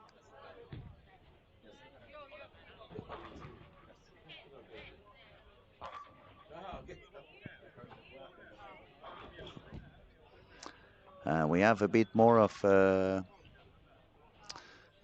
lot more people talking. We see Chasbury, the most dangerous words in bowling. I only need, as in how many pins needed for a cut. Yes, I agree with you. That's not the mental preparation you want to put yourself into before you have to make a strike. You never want to have in your brain, I have to do whatever. It's better to keep in your mind, I want to do that and I can do that because I've done it a million times before. Uh, Not a good shot for Kyle on lane 17. That was nearly a Brooklyn, but it's only a 9 pin, so it should be no issues for him. Let's see who else is over there. Let me find Timu. Timu was bowling on lane 6. And he's got, oh, pretty good game at the beginning for Timu. 4 bagger, 9 spare. That's good. Timu is already 49 over, plus those 29 he grabbed over there is already 78 over at the half of game 4. The next one we want to pay attention to is Niklas Sorensen. Niklas is running with 48 over, and now it's on a strike spare strike. The 2 girls who are fighting to make their spots into the final. Elisa Hiltonen now shooting on lane 18. 10 pin, but she's got a double already. Let's have a look on lane 13. Megan DK. Also 10 pin. A kind of a similar reaction for both of them. The ball's reading a little bit early. It's dropping a little bit of energy before it reaches the pin, so you can see the ball slowly and slightly deflecting outside of the pocket. That's the main reason why they are getting those 10 pins. But taking the spare, that's good job for Elisa. Now let's see what Megan can do. Yeah, she does it too. She also takes a 10 pin. Good spare for both of them. Lane 5, we had Thomas McNeil strike, 9 miss, double and a split that he could not recover from. So he's got 80 on the fifth frame. McNeil was currently with 51 over par, so it's not too high, but definitely he don't want to give away any pins for the following games. Otherwise, that's going to force him to do 480, 490 on the last two, and that is not so easy either.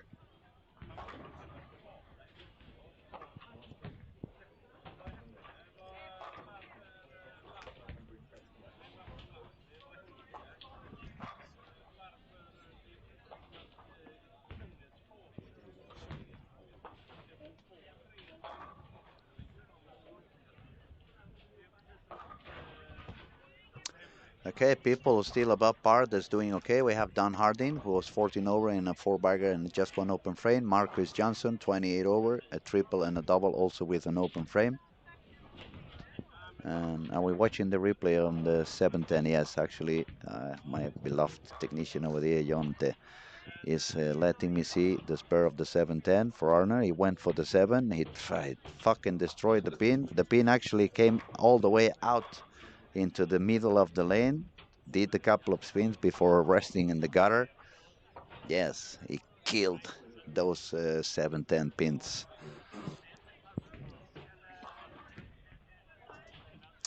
I guess that doesn't count like sparing the 710 on TV, right?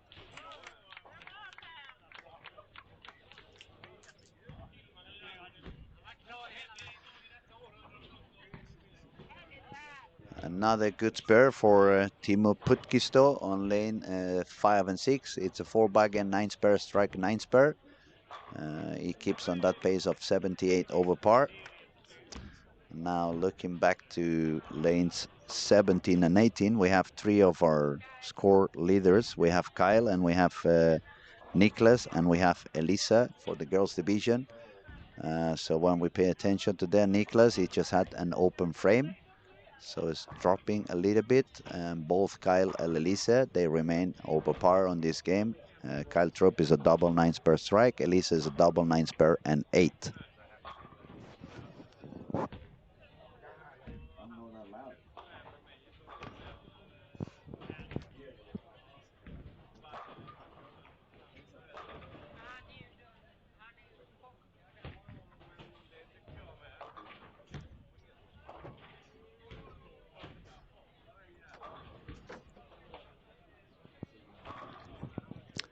Okay, if I look around, people doing a few strikes, not that many. On lanes 9 to 12, Team Stampe, a double and no miss so far. On 11 and 12, we find Carl Eklund and Ethan Fury. Carl is with a triple and no mistakes. Ethan is with a double and no mistakes. On lane 7 and 8, we have a double and an open frame, but then 4 in a row for Chase. Dominic Barrett with the triple. We just paired the 5-6. Kind of a baby split. Thank you, buddy. Lane 7, we have Florentine with a triple. Lanes 1 to 4, nothing really happening. Same thing on 13 and 14. We have Megan over there with one open frame, so she's dropping up a little bit. Kevin Mellin doing okay on lane 16. But Kevin was not having the highest of his scores. He was below par. Quite a few strikes on lane 19 and 20 also for Oli Lislian. Triple and a double, and UC Lane with a double and a full bagger. Both of them though have an open frame. Same thing for Marcus Johnson, triple and a double, but 2 open frames. So as I was saying before, now it's very close to the end of the qualifying round, so we want to pay attention to those people who really have a real chance to make it into the final. We are on game 4. 5 and 6 is going to be turbo, so we're going to look around to see if somebody can make a 280 game and find their way into the finals by the turbo. But those who really have a chance at the moment is the leading squad at the moment, Kyle Trapp, 127 over. Kyle is now bowling on 17 and 18, and he's got a double, 9 spare, and a double. Robin is also on that pair. He's got one open frame, but a double on lane 18. Bowling with Robin, we find Elisa. Elisa was currently 40 over, which, if she remains on the par on the next three, would give her the lead on the ladies division and a pass or a gateway straight into the final. Elisa so far has got a double and a couple of spares, and the strike on the fifth frame. She's going to try to get a double to increase that scoring pace a little bit more and feel a little bit more confident for the last two games. Megan on lane 13, she had one open frame and she just missed a single pin, so she's dropping down a little bit. Not good news for her. Megan was a little bit lower, still above par. She was 17 above par, but with the game she has now, she would be 10 under par. And she would need 440 on the next two games to become somewhere in the top two on the ladies division. Doing quite good. We have Chase Nadeau. If he's gonna shoot with one more strike, we're gonna have a 256 perhaps. Yes, he gets the strike, so it's a 256. And a very special guest all of a sudden.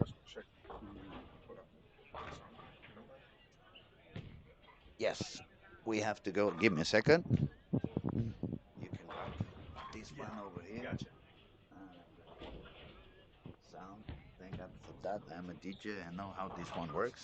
So no problem. Thank you, buddy. Appreciate. Okay, I'm gonna let you introduce yourself. I'm just gonna say you have a very familiar face. It's one of those faces people see week after week after week on the tour. Just don't have the familiar mustache right now. Yeah, I'm Brett Spangler. I'm the tour rep for Motive Bowling. Just enjoying a week or two here in Helsingborg. Welcome. It's Thank you. nice to have you here on the streaming. It's going to be nice to talk to you. You can give us a lot of information, and especially the perspective that bowlers we don't really have exactly.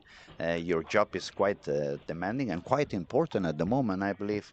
Oh, you're putting the pressure on me now. I thought we were just gonna sit Oh, in here and tell jokes or something. I they don't know. told you it was going to be easy. No, I'm not easy. I'm never easy. I'm always going and drilling a little bit deeper and deeper. But honestly, I believe the job you are doing on the tour, it's super important. Oh, thank you. The game has evolved into a lot more complex than it was 20, 25 years ago, even more 30 years ago. And now it is necessary for the guys to have people like you in the back helping them to see something that they may not be seeing due to the position they are on the lanes on. You have a lot of pressure. You have to focus on your shot, your technique. So sometimes some small details may slip away. And Sure. since you're not bowling, you're on the background. Obviously, you know your equipment, you know the stuff that your brand is manufacturing. So it's very important if you can give them that extra Yeah, vision. I'm in a unique spot. I think I'm the only person in the industry that does the product development for their company at home and then does the ball repping on the road. So I really have no excuse if I make the wrong call on a ball Okay, because I'm the one doing the testing. now you're Yeah. putting the pressure on your own. It wasn't my fault this time. That's right. I can't say it wasn't my fault. I have no plausible deniability on that one. I've definitely thrown them all, and I've thrown them all quite a bit. So yeah, and it is different. The game's changed. I've This next year will be my, I think, 17th year working on tour as a ball Hmm. rep, and even in that period of time, the game has changed. The game has evolved. It's a continuous evolution. It doesn't stop, and it feels in a way that it's getting exponential. Oh, absolutely. And it's one of those things that you have to take a step back to really realize it because, like you say, it's evolution. It happens slowly, but to look at just on the level, just how many two-handed bowlers there are now versus what there were, what oil patterns look like. what the oils look like, what the volumes look like. Just everything is so different than It's when I changing the when I was doing it. thickness, the gripness on the balls, the gripiness on the lanes, the surfaces, the amount Yeah, yeah. of oil they put on the lanes. I mean, if we go back 20 or 40 years it's what ago, makes people who have sustained success on tour just even more impressive. I see on the second screen Dom Barrett. You know, Dom has been successful through quite a few phases. I mean, he blew out his 40th birthday candle this year. I don't know I if he know. wants me to let that cat out of the bag, but he's Now, somebody who's been doing it for 20 years, and 20 years across that time there's been a lot of change in the game. And you think about what somebody like Chris Barnes, Tommy Jones, those guys, they just they figure it out, they adapt, and they continue to be successful. We mm, uh, we had this term that one of my friends, some people will remember Lonnie Wallachek, but yeah, he would say that there are people who are players on tour, and there are people who are tag-alongs. What he meant by that was there are people who what they do is just what works right now in the moment, and they're fortunate. And then there are people who come out here and they never stop learning, and those are your players. and those are the ones that, especially for the young ones listening and watching the online, those are the ones you want to become. Oh, a You 100%. you And never want to yeah. stop learning. You have always have to be with your eyes open, Hmm. with your ears paying attention. Grab as much information as you can from people like yourself who really understand the equipment, who is actually de developing that equipment. And be And working in between events. I'm looking at Kyle Troop, who's striking a ton right now. Kyle won his first tour title throwing a motive ball. People might not remember that, but if you put that Kyle who won his first title on this pattern, he would not have a good time. But Kyle's continually learning, continually getting better, and so we see him here. oh, he's rocking, He's bombing them. especially now. He was 127 over after three. I was talking that I was very curious how was Kyle going to find a solution for games 3 and 4, because he has started the bench of squats doing quite good on the Right. first two, and then all of a sudden, boom, he hit a wall. What I've seen Kyle doing different this squat compared to the previous one, it was a lot of ball changing on the previous squats. He was jumping to the Ion Pro Solid, which Hmm. seems to be a little bit more aggressive and Yeah, a little it's a bit little more quicker down sensitive. lane for sure. Exactly. Yeah. And this time he's staying with that polished Ion Max, which Hmm. seems to be giving him a little bit more of a smoother and a little bit more of control. Absolutely. And it's working really well. And actually, he's bowling on 17 and 18 for those who are watching and watching any different cameras. He's got the double nine spare and five in a row. It's on the pace for 279. But since I have you here, let me ask you, Yeah. how busy is this week for you? Because this is not one of those patterns where bowlers can really just go out there and strike over strike over strike. I mean, you Right. probably Right. have been busy trying to help. I've seen some of the super talented bowlers you have at Motive. AJ has been AJ has suffering a struggled. lot. He Yeah. has been struggling a lot. And so I believe you are quite busy on Yeah. this week. Last year was easier. Yeah, yeah, everybody yeah. everybody kind of was in the same kind of ball in the same part of the lane for the first 25 frames, and then it was everybody was into a pretty slow response resin, and making a little move off of that. But it was pretty self-explanatory last year. This year, there's there you have to give them, I guess I would say, multiple touches during a block. You can't do the same thing with your hand for 6 games. You have to have some skills that maybe don't really even get used very often the rest of the year. And so some people, those skills might not be as sharp as they'd like them to be right now. Um, I will say I'm busiest the first 2 to 3 games.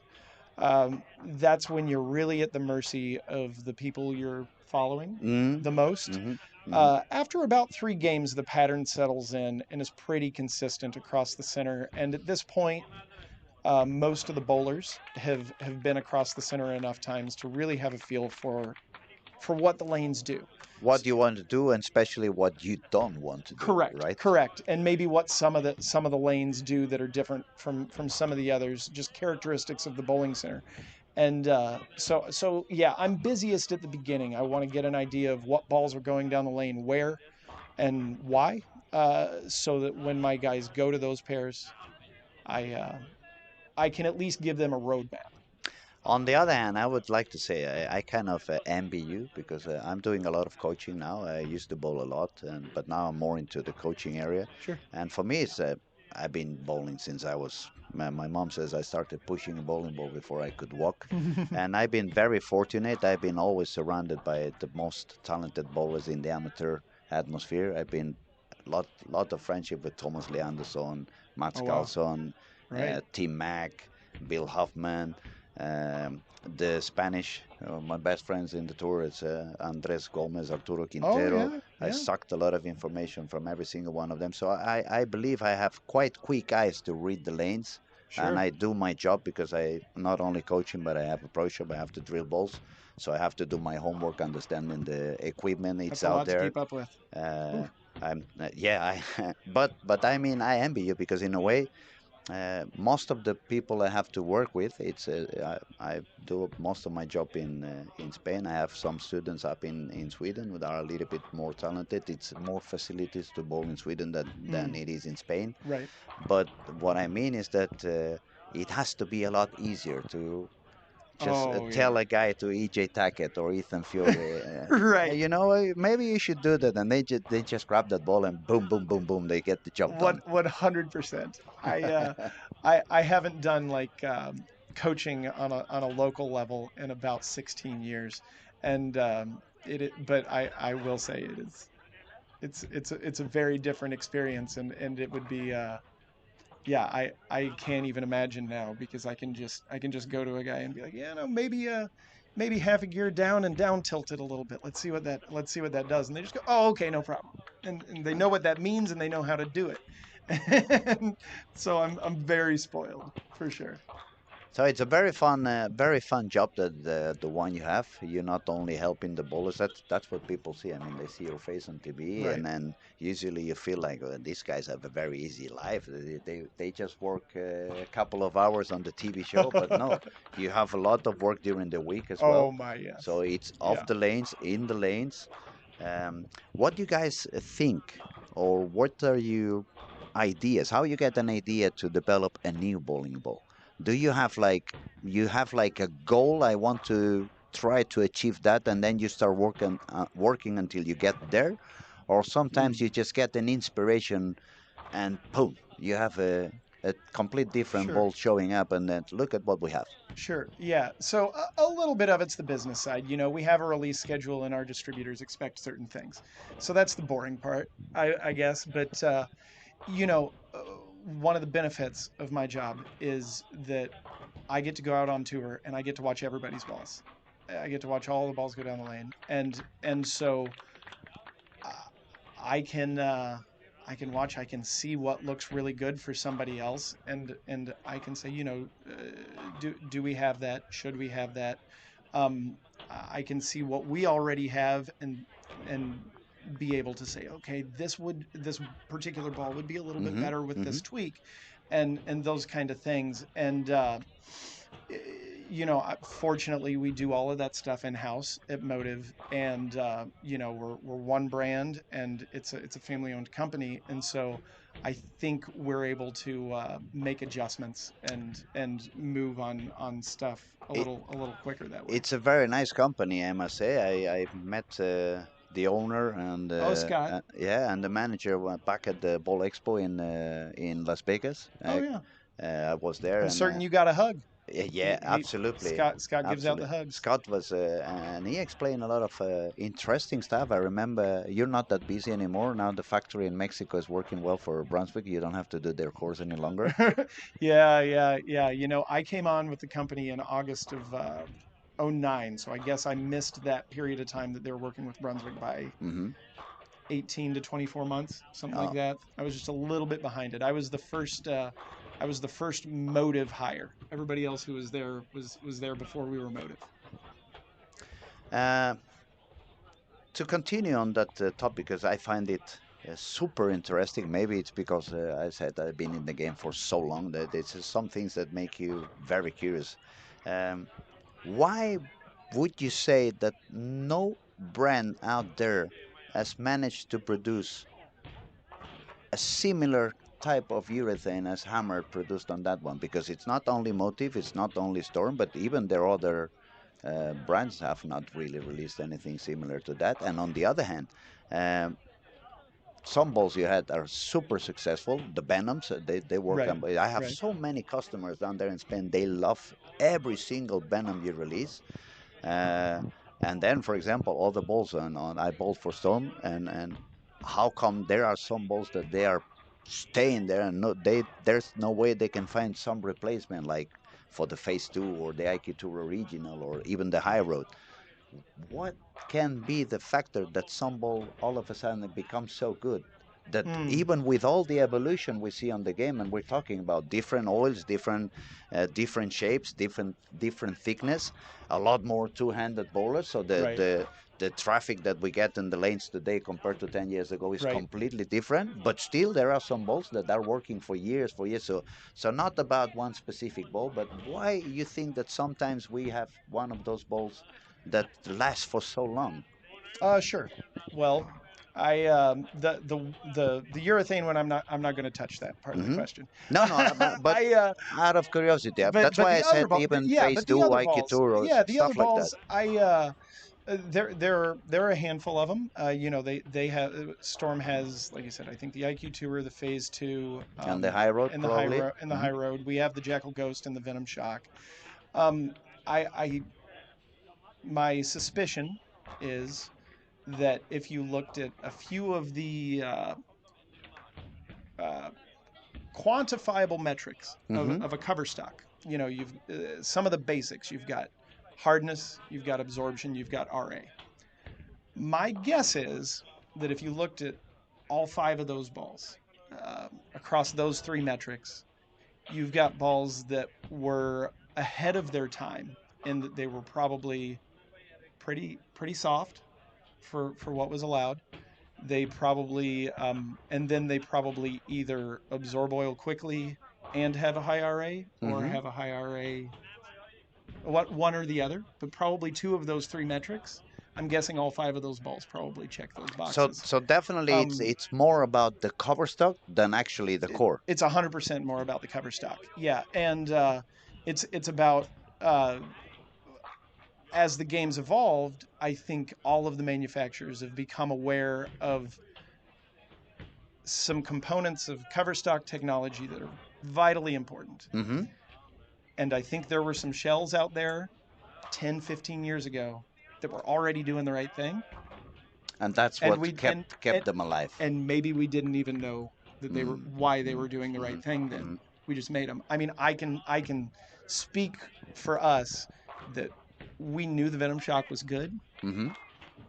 We had no idea how good when we made it. We had no idea that It would we'll say fit. these five or six things that we keep an eye on now, Hmm. that it checked all those boxes already. So it was just ahead of its time, and that particular one was kind of a happy accident. And now the thing is, or I guess the question would be, why is it so hard to achieve that more often? Is it because, and not only motive, because we see that on every, absolute every brand, is it that we are releasing way too many balls, so it's difficult to maintain that high class Mm. quality, Hmm. absolute marvelous, or is it just because it's really a lot of things you need to consider and it's not really easy to Yeah, find there are so many things a go into mixing it, of right? chemistry that okay, it's not as easy as cooking a pizza, and we Yeah, can get a good pizza day after day after day, yeah, even if you've we got change a couple of materials, you've flavors. got core, you've got color, and then you have things that are almost out of your control, like for the Venom Shock. We were a very small company at the time. The week that that ball became available on tour, EJ Tackett bowled for the title at the Masters Hmm. with it. Um, a ball that comes out, and if the Venom Shock comes out in July, of that year instead of March, right in the heart of tour season to make some shows. Does it catch on? Maybe not. It would have been just as good a ball, but if it came out in July when people weren't bowling, it's probably gone in 18 months at the most. So it's a very big amount of variables There are so that, many that really play variables, on a and role on it. I mean there are balls that I love every bit as much as a Venom Shock that I think would still be as good now, but just timing, um, who the people are throwing our balls on tour, Hmm. things like that. Maybe just the look of the ball, right? I mean, some balls they just aren't as pretty on a Yeah, so shelf. yeah, I have some customers like that. Yeah, I like the yeah, smell or I like the colors, but this one is not really it's gonna. not as No, but pretty. I like it. I want this one. Okay, you want it? I'm not gonna deny. So, but very interesting topic. I'm sorry I went that deep into Oh, that I'm happy. I'm happy. all I'm that happy stuff. to. But That's fun stuff. since I have the chance, I really had to ask because for us, for example, for me living in Barcelona, even if I bowled a few times in the United States, sweepers, high rollers, stuff Hmm. like that, Hmm. big events like Weber Cup, whatever. But one thing that is not easy for a bowler like me in Barcelona, even when I was at my top, is to really go into a factory and Right. really see all the process, Right. really see how everything happens. The closer I got to that is some documentary on YouTube Oh yeah, or yeah. how it's made. The Yeah, how it's made when they but were in how it's made Kentucky. is like they're not really telling me what goes on. Yeah, What they're they are not giving showing you me is much. I see a core, I see they put the two pieces together, and that's a bowling ball. Okay, I wanted something a little bit deeper than that. Let me tell you something amazing. You're not going to believe this. I've been with Motive for 16 years, Hmm. and I have never been in the production facility. Oh, that's cool. I've never been in the factory. They are so secretive about the process that I So not even I've after 16 years, you have been able to get over there. Oh I, my goodness. isn't that something else? Okay, now I feel Yeah, a little bit more feel a relieved. little Now, better. yeah, I feel a little bit better. I mean, back in the day, early 2000, I bowled for Colombia, and every time Hmm. I got a box, San Antonio, and I was Oh like, yeah. I want to go there sometime. I want to get to see the factory. I never happened. Actually, I went to San Antonio once, but it was to see a basketball game when Tim Duncan and David Robinson was Oh still yeah. playing. So it was a fun game to watch, but that I call it baby boy dream, that that Hmm. curiosity, because you actually were born inside the bowling alley. Right. You have running behind the machines when you are 3 years old. You know how the machine works. You start touching the oil machine when back in the day it was the centuries, and put the cards in, put the cards back in, see all this moving that. Okay, now it's at 38 feet. I'm gonna put the nail or the screw a little bit shorter, so it goes Right. down to 36, and I get bigger back end reaction. All these kind of crazy things you do when you're 10, When you're 12, a kid, 13. yeah. And but definitely I was super curious about all this line of work. So you mostly work in the house, you mostly work in your office. Is it a job you do with a computer? Yeah, I am the only remote employee for Motive. So I actually live in Indiana. The Hmm. company's in Michigan. So when I started with the company, all that I was hired to do was essentially tour rep, and then I took over the staffing, the regional and national staff, and then I got involved in the product development. But when they hired me, they let me work from home, and it's hard to take that away, I Oh, think. obviously, obviously. Yeah, so I'm happily I live just north of Indianapolis with the tour schedule the way that it's been the last few years. It's been a good place to be. Indy's I'm pretty close to a lot of the tour stops. lovely. And you got the 500. Alex Palou just won that race over there, the 500. Oh yeah, yeah, yeah. What do you call it? 500 miles? Yeah, I've Yeah, 500 miles, yeah, 500 Indianapolis race. the Yeah, yeah. Indianapolis 500. There's a half marathon in Indianapolis that you get to run a lap Oh my. around the Brickyard, and you know that's what gets people to go and do it. And I went and did it, and I got to tell you, that was the worst 2.5 miles of that entire race. You're running along the roads, and people are cheering for you, and you're having a good time, and then you go in there, and it's just crickets. You know, I mean, it's cool to see the bricks and everything, but yeah. So I've run a lap around that, but I was a little slower than the cars. How noisy are the Indy cars, since I'm asking? Because Oh my I've been at the goodness. Formula One a few times. Now they are not that noisy as they were in the past. Right. Back in the day, they were See, incredibly noisy. It was even yeah. annoying. I'd rather watch it from home because it even hurt my ears. Right. But I wonder, is the Indy cars as noisy as the Formula One? I don't know now. It's been 30 years since I've gone to the Indy Uh 500, huh. so But yeah. it's not something you can hear from the house because, for example, where I've been drilling bolts lately, my pro shop is about, I would say, between 5 and 6 kilometers from the Formula One circuit in Oh, Barcelona. okay. And not now, not with the engines today, but the V10s they used before. Back, When they were yeah, running, you could hear them from that far away. I They believe were that. really, That's really noisy. that's amazing. I thought you were going to say the airport. I was going to say, I flew through Barcelona last summer, and my bag never made it. So if you were near the airport, I was going to see if you could grab that for me. I hope you didn't have any ideas about balls over there. Ideas I could. Yeah, I mean, because no bowling, no bowling balls, no bowling okay, balls. okay. We're all good. Just to end up the topic of the factories and how do you guys work, and so just out of curiosity, is it divided like we have a team working specifically on cores and another team Mm, working specifically on cover stocks? Is it all together? Because to me, it would make more sense that everybody. It makes sense that everybody understands a little bit more. One more of yeah, yeah, chemistry, yeah. another bit more of a physics. Right. But on the other hand, you need both things to work together. Yeah, there always has to be that tension. You have to have a team who really uh, work together well and are comfortable with the conflict. I joke that my job is to fight with marketing, and Hmm. that one of the guys in marketing, his job is to fight with me, because they've got to make sure that this is a ball that we can package and we can put on a shelf and that people will want to buy. And my job is to make sure that this is a ball that goes down a lane and rolls in a way that somebody looks at and wants to buy. And so, everybody's really involved. I would say that there are probably about 10 of us that are involved in that process, and everybody kind of has a say in all of it. Hmm. um, if it was up to me, every ball would just be solid black and have fairly dark logos, Hmm. and would come out of the box between 2,000 and 5,000 grit, and we'd all be happy, and I'd love that. But marketing tends to tell me that maybe they can't all be black and be Yeah, no, between no. 2 and 5,000 grit. Nowadays, I mean, the new generations, they are everything into colors and fancy stuff. So I believe, yeah, that Right. in a way I miss those days because also now since you are an expert on the topic, I'm gonna ask you. You're gonna correct me if I'm wrong, Okay. but it's very common on bowlers that Hmm. we have the idea. Let's say we have.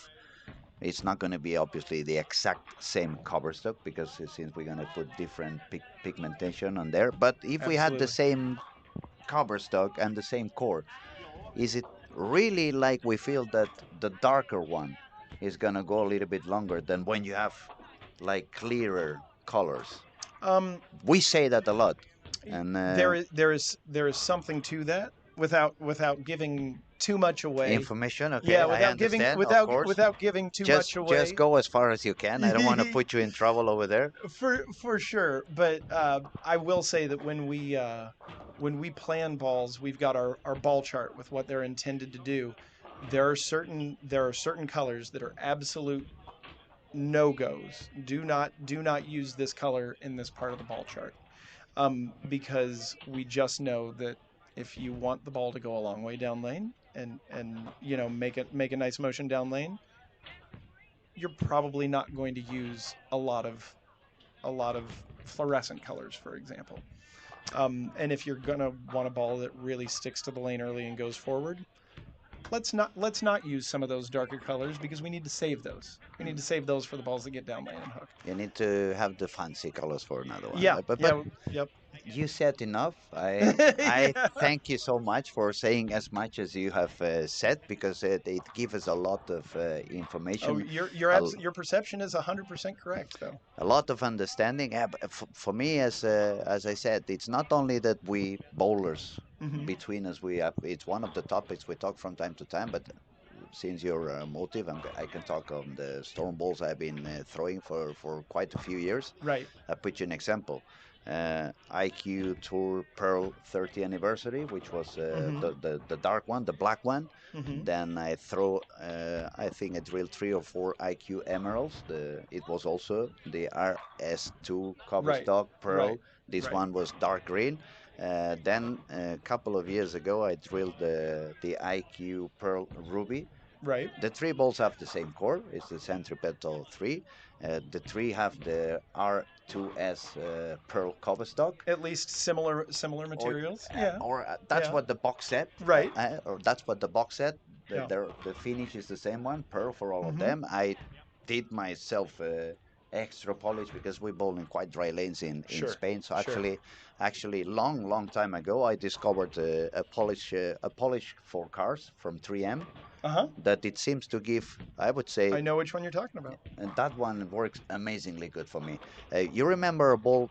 I believe you were already in bowling. You remember when Ebonite released that Omega LM, Yes, the we acrylium stuff? That Omega yeah, LM, I do. nobody could get that ball polished. Right. You remember Michael Sassen Mm-hmm. from Holland? He was Yeah, the gold medal in 1995 in Reno. We bowled of course. together in the International Barcelona Mm-hmm. together as a doubles, and one of the years he brought that ball, and Mm-hmm. he was like he saw mine because we happened to bowl for every night Sure. on those periods. Mika Koivinemi found that contract for me, and he saw my ball. Is like, what did you do to that LM? How is it shiny? How is How it did you shiny? do that? There I've were been always those trying balls. everything back in Holland. They Yeah. had that squeaky clean that went all the way up to Yeah. Oh five yeah. Yeah. Yeah. thousand. And he was like, mine never gets polished. I said, give it to me. I have the pro Mm-hmm. shop upstairs. Let's go for the Right. 3M. And Right. that 3M managed to polish the. So I've been using that one for long. So what I mean is those three different IQs I was talking about, Yeah. I had them all under that polish. Mm-hmm. But the red one, the Robbie, was gripping at least a couple of feet sooner. Sure. And the numbers were the same ones. I mean, no one else was drilling my balls. I knew the numbers. I did the same Right. layout. And okay, maybe, of course, it's not exactly the same top weight. Maybe the pin distance from the center of Yeah, but gravity is slightly different, but mainly it should have been a lot more similar one to the other. sure. And that's why I really wanted to ask you about Well, the pigmentation.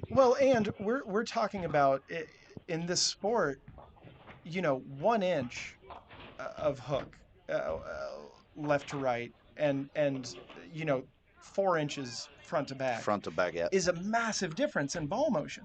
Yes. And so it's no surprise that if you change any variables in a ball, that you're going to see a very different ball.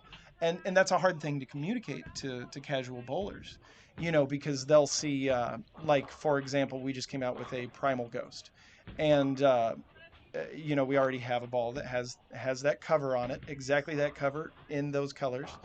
But we're talking about a dual density core with a 255 RG and a lower differential versus a 248 RG and an ASIM. And to explain to them that, like, 2 feet and three boards, that's a 10% Yes. change in ball Yes. motion.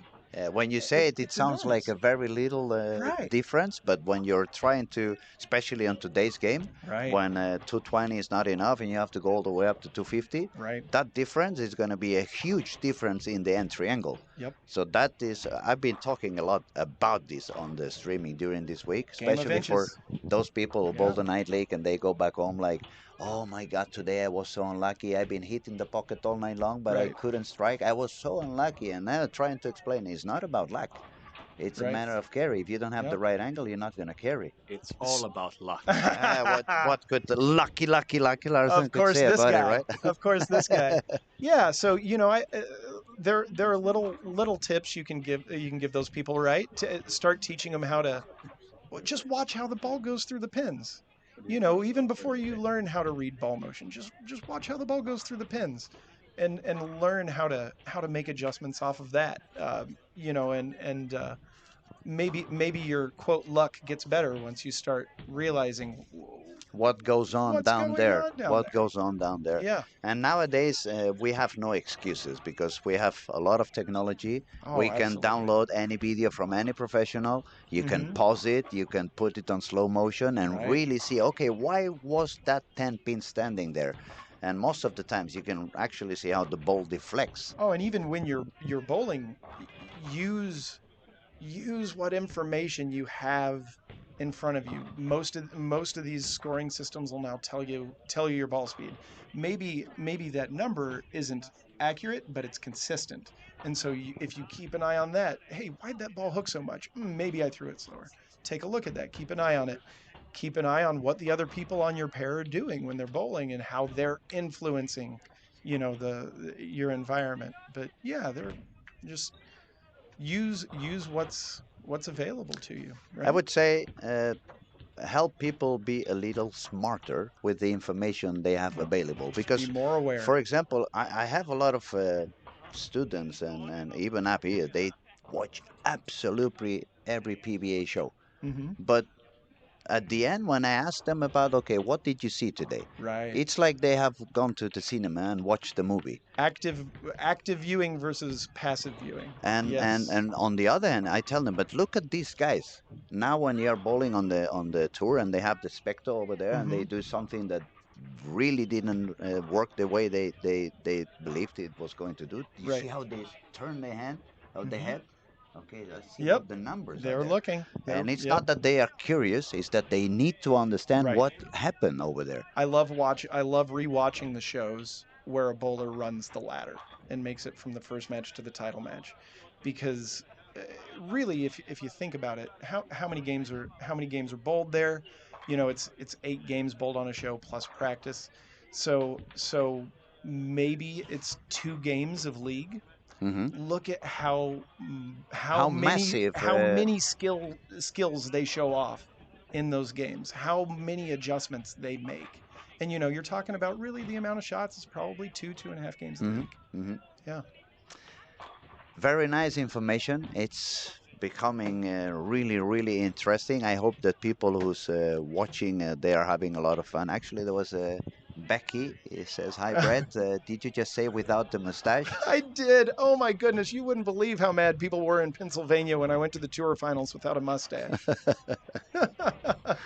And now we are back to we were talking. So people is looking at the shows on TV and they are paying attention to your mustache instead of paying attention on the job you guys are doing over there, trying uh, to learn something. that's all right. We're all just trying to have fun, right? Yeah, I always go out with some kind of silly facial hair to the first tour stop, and then, Michael broke a scoring record at the first event. We had a couple guys on the show. I was like, well, I'm just superstitious enough. I'll keep it. And then we Hmm. won the next 3 events, and thought, well, okay, so we're keeping this until the tour season's over. Okay, that's something new. I have heard before about superstitions between bowlers, but I have not heard about superstitions about bowl reps. Yeah, I mean, if things are going well, why change something that you don't have to? Okay, so next time I'm watching some TV show and some of the motive guys doesn't do well, I have to pay attention into the Maybe next one. my Let, head will be shaved the let's next see week. what did it do different this time. Change of box. Actually, but that's very funny. You remember that commercial that Mike Colby did back in the past? I loved that one. Oh, okay. When he said, every time I bowl, I use the same pair of socks. Every time Oh, I I remember bowl, I that one. use Yeah, the yeah, same yeah, underwear. yeah. I use the same shirt. I have breakfast at the same Mhm, mhm. restaurant, blah, blah, blah. And I use a different ball, Right, but they're all from the same brand. right. I That remember one that. was one of the best bowling commercials I remember I seeing like in my watching life. the, I like watching the old shows on YouTube and seeing some of those commercials. That's good times. I love that bowler, by the way. When I was a very young kid, Mike Yeah. Hobby, it was one of those that I Indiana. enjoyed a lot. Yeah. How elegant was he? Right. Right. As a lefty, I agree. I enjoyed watching Mike a Some lot. of the best bowlers ever, they have been lefties. What about Errol Anthony? Yeah, I guess he was all right. right? Yeah, absolutely. Uh, Absolutely. we are almost done with game five. Just a couple of guys short with one frame. We're gonna update the scoring pretty soon. On game four, we had Kyle Troop 184 over. Holy cow. That is very very high. I think I he might make it to step two. looks that way. Looks that way. He's gonna bowl now on 5 and 6. He's That's right. already 212 over. Wow. So if he continues to go that way, he's gonna take the lead on the event. I The think current so. leader is Trevor with 244 over. Um, Someone else was doing quite good. It was Timo Putkisto from Finland. He was 96 over after four. Where's he? Uh, Where's he bowling? uh, I don't know I because they don't see have him right now. Oh, no. It's his some name's of not the up yes, yet. some of the scores Yeah. are not there yet. So, but we're gonna get that updated pretty soon. And look at how cool Elisa Hiltonen, 53 over after four. Whoa. That is remarkable. Yeah. Not only super steady, but how difficult is this pattern for the girls? Oh, They absolutely. Yeah. started a little bit, especially she was bowling a little bit further outside from the beginning, kind of a Hmm. similar line that Ethan done on his third squad Oh, yeah, yeah. when When he he was was throwing the bowling urethane. urethane. Yeah. That was amazing, by the way. I He's mean, remarkable. I already The fact that we've been here this long and we haven't talked about him seems wrong, but yeah. probably because he left me speechless. I can believe that. I said the other day, I don't remember who I was talking. It's been a bunch of guys coming over here. I'm not sure it was Andrew Anderson. Probably it was Ryan Barnes or I don't know. It's been a bunch of you guys coming by, which I truly appreciate. It's making the broadcast a lot more fun and a lot more interesting. But I said as a coach, Yeah. of course now I have a lot of people that wants to bowl two hands Right. and in a way it has felt in me that we need to learn more about the two hands. It's something so new. There is no Right. really a solid school behind. Right. And what I said is when I saw that show that Ethan bowled against EJ with the EJ, roll off. Yeah. when I saw it and he was doing those three steps Right. in my head, as soon as I saw the first shot he did, it was like, That makes so much sense. finally Yeah. somebody matched the old school Yeah. kind of elegant and Oh, yeah. beautiful with the modern bowling. Right. And I paid a lot of attention to what he was Mhm. doing. It kind of made it even more clear. Okay, this is the path I want to take into the two-handed coaching. You know what's fascinating, and after I tell you this, you won't be surprised. He and Trevor have the same coach. The same guy developed their Really? games, Okay. and if you watch them, I know Ethan's a two-hander. Their swings are similar. Mm-hmm. They have those long, effortless swings, long flat spot. They get into the line. They use their legs really well, but they Like we said back in the day, go down like an airplane. like an airplane landing, deep knee bend. If you look at their games and don't think about the fact that Ethan's It's left one or hand is two. on Yeah, the yeah, ball, yeah, yeah. you can really see that you can see what their coach values. You can see what he was trying to develop, and Ethan's rev rate when he was a teenager, which I recognize was a year ago, but a couple of years ago, Yeah, yeah. when he was a younger teen, his rev rate was like 550, and he generally threw the ball at about 18 miles an hour, where he's usually quite a bit softer than that now. Um, because that wasn't what his coach thought would be the most valuable of his skills to develop. Um, so yeah, Ethan has this beautiful, simple, elegant is a good word. Simple. Game, yeah. Well, it's simple, but yeah, he's unbelievably versatile. As this was the first year that I got to work with Ethan, and I had actually worked with his coach before in the past. He had worked with me when I bowled on tour for a minute, Mm-hmm.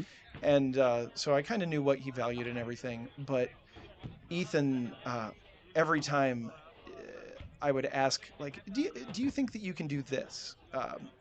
Some kind of physical cue or something on the lane. Oh yeah, we've worked on that. I can do that. There was about one thing that I can remember that I asked for that he said I'm not real comfortable doing that, and so I'm sure you can guess what he's worked on since the tour season ended. He's really good at what we would call it as down tilting the ball, Mm-hmm. Mm-hmm. Mm-hmm. but this last year on tour he could really only do it if he threw the ball over the front. he wasn't able to get the ball into the lane and down tilt it. And that's a skill that EJ uses a lot when we're on low friction surfaces on a lot of oil. In Reno, almost every pattern, EJ would give the ball really stable roll with shallow angles to start on a lot of the patterns. And as he would move in, he would Then, down tilt the yeah, ball and yeah. get it into the lane. And so, in Reno, that was the first time that I really was like, Ethan, can you give this to us? And he said, it's not a no, it's a not yet, Mm, mm. because he's a worker and he can do it now. Um, he's because again we where we started our conversation, there are people who you can just tell they're always adapting, they're always learning. Had that conversation with a young player day one when I was here. He said, what steroids are you giving Ethan Fiore? And I said, buddy, let me tell you something. There are bowlers, because of the way that the tour is structured now. I'll see somebody every day for a few months, and then I won't see them for a half a year, right? There are people that you see, and the next time you see them, you go, oh, I know what you've been working on. I can tell what you've been working on. Sometimes it's the right thing, sometimes it's not. Some of that depends on coaching, but you know that those people that when you see them, you can say, I know what you've been working on. They're going to get there. They're going to figure it out. They're going to keep getting better. Um, Ethan's one And of those then kids. just a small pause. There are those ones that you coach, but you're not living close to them, and you give Yeah, them some work to do, right. and you meet them 3 months later, and you ask them, and they say, "Yeah, yeah, I've been working on everything." Mm-hmm. You have a look, and he's doing exactly the same thing. Right, He has been working on right. nothing, just playing the Game Boy. But we have this one. I think is interesting topic. We have Glenn Turner, the multi-ball rep in the booth. Which hooks more, dull or polished? This brings us back to the Right, very right. long time ago. We don't want to think anymore about which ball hooks more or less. We want to Right. start thinking front to Front to back. back. Front And to back. so that's the number one thing. That was an easy it's answer. it's But it's now it's a you go fair for the it's a deeper one. fair You go for the question, deeper and one. I it's a question that requires follow-up questions. Who's throwing it? Where are they throwing it? On what are they throwing it? And so is it a condition where we need the ball to retain energy? If yes, your shiny ball is going to cross more boards. Is it a pattern where we need the ball Yeah. to get started?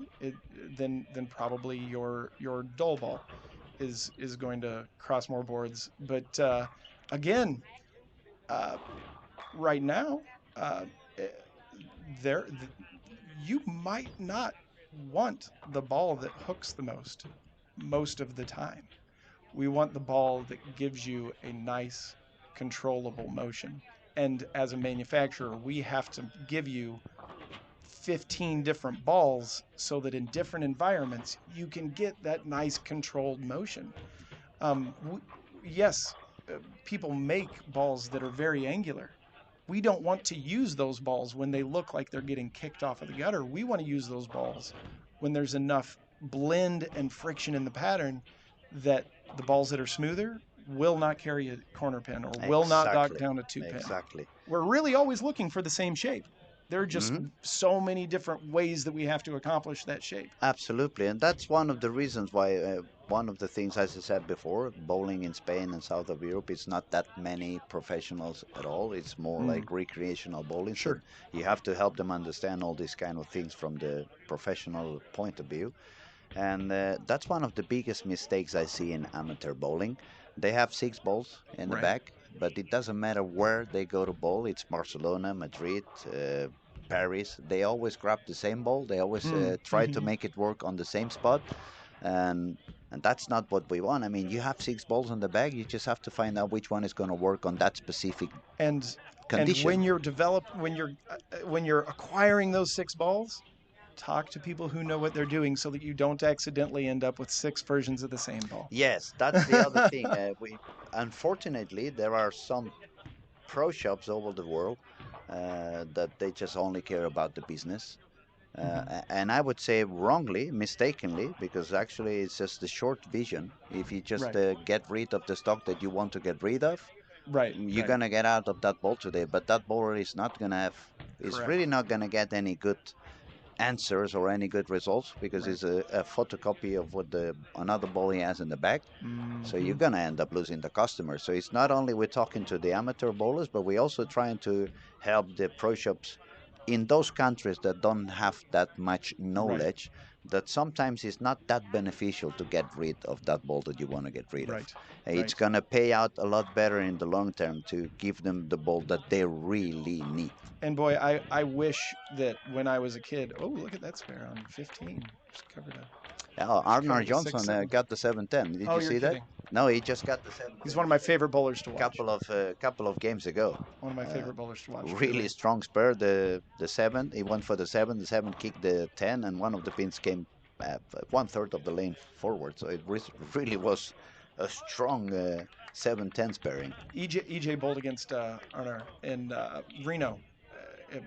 I don't remember which pattern. Forgive me, but when we were talking the night before the match, it was, buddy, we got to win this in 3 or 4, because once, and it's crazy to hear this talking about somebody like EJ who's so good at shaping a ball. Once Arnar gets left Mm? and can get left, catch a handful, and throw right, It's dangerous. you don't, yeah, you don't want to mix up with that. No, no. He is incredible. He's a biking blood player. Yeah. Definitely biking over there. Very strong. Let's have a quick look at the scoring because we are Yeah. We got the update. in the middle of the sixth game. This is a turbo game. On game 5, we had Marcus Johnson, who is now currently in second position with 1,088.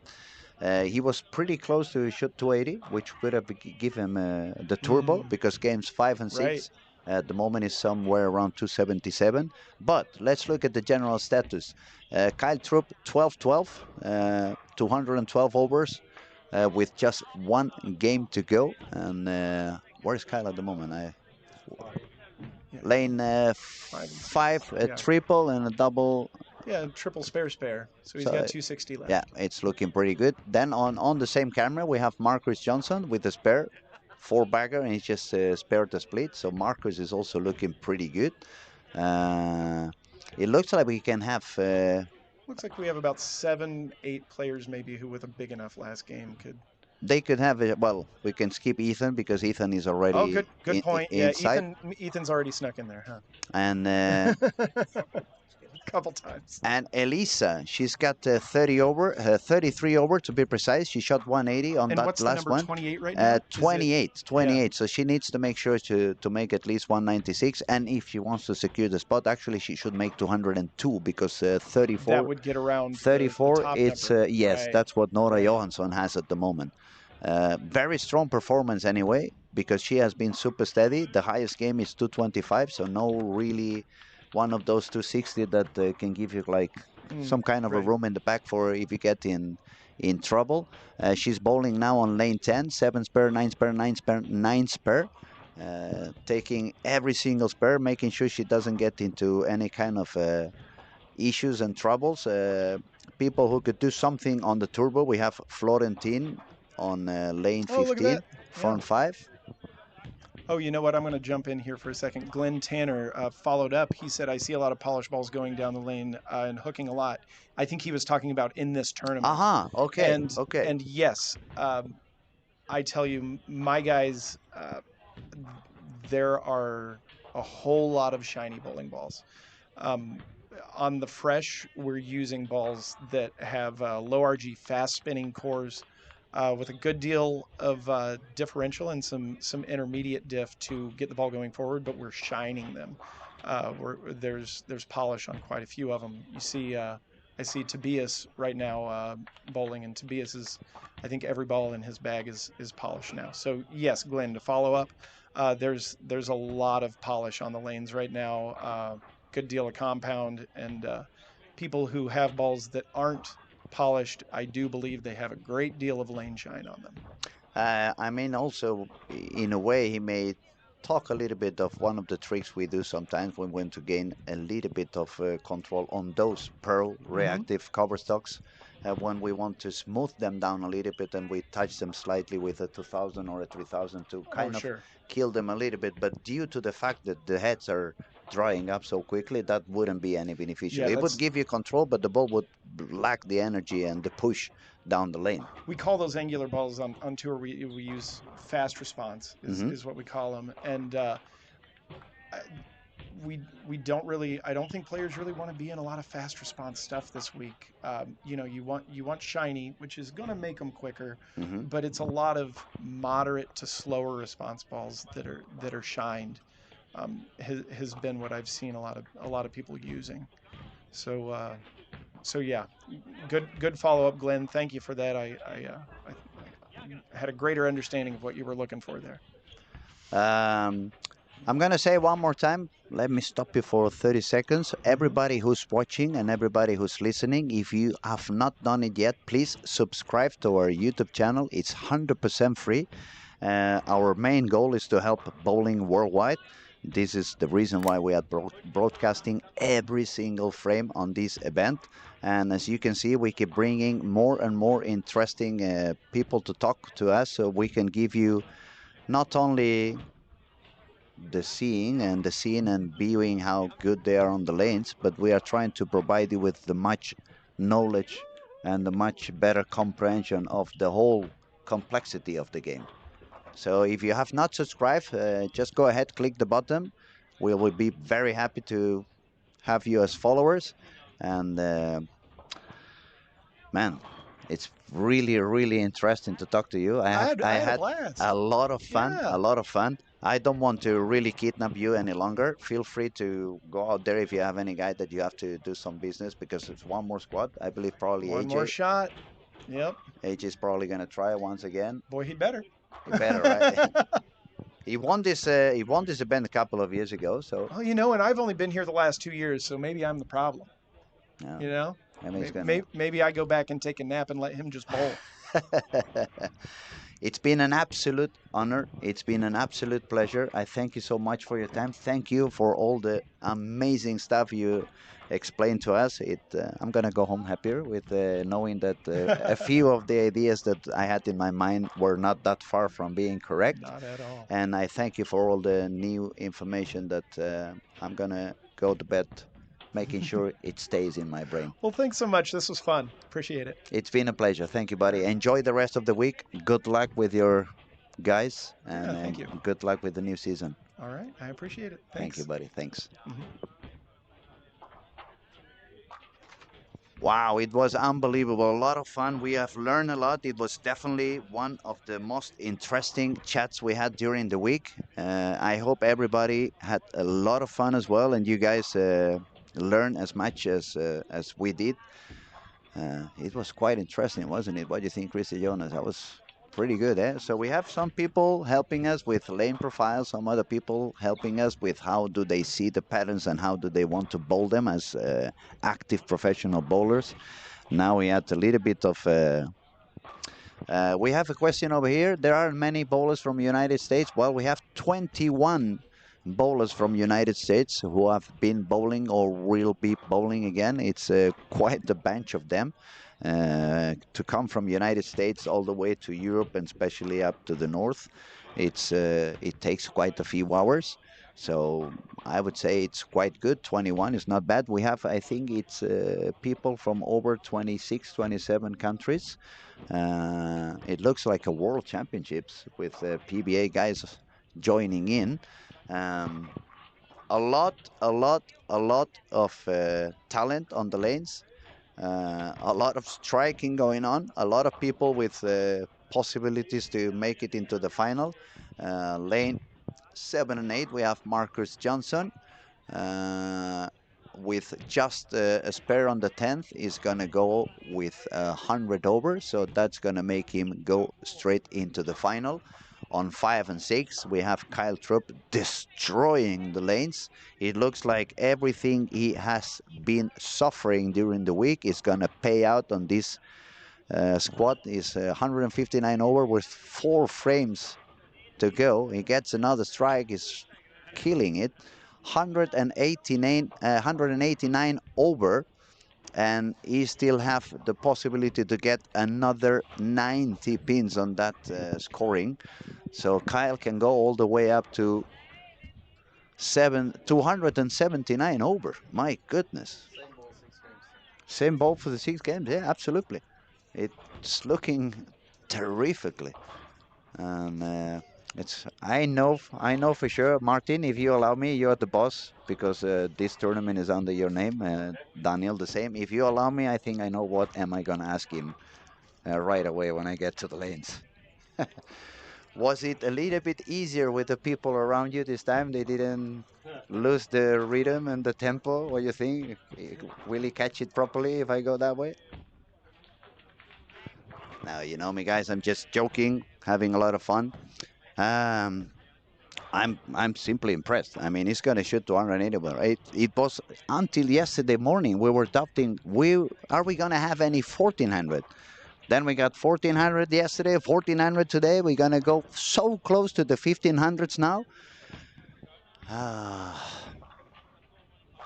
I guess they had more Red Bull than I did because otherwise, how can you score so high all of a sudden? Good game plan. Good game plan. Definitely, he got the job done. Okay, Marcus, he got the strike on the 10th, so Marcus is also going to go pretty high on this squad.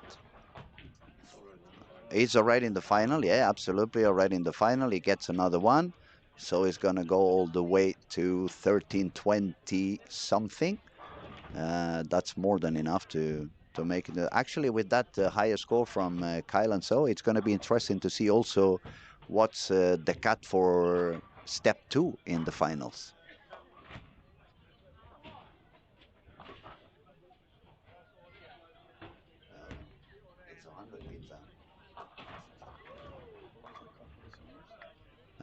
Oh, because of the senior, that's true. The seniors was no 1193. It was for Oscar Brostrom, so he's gonna run a little short for Ian Robinson. We're looking at the people above 50. We remind you, it's two of them making it into the final. It's two under 21. It's two ladies. By the way, where did Elisa go? Elisa, ooh, couple of two open frames over there. She's dropping down. 134 on frame 8. If she strikes out, it's going to be 194. And Elisa had, can you give me back to what Elisa had after 5 games? She needs to go, she needs to go all the way to 28 over.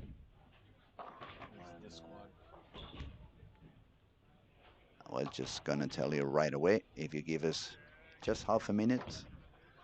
Elisa was having 33 over, so she needs 196 actually, and she can only go all the way up to 194. It's not going to be enough for her after such a long day in the office.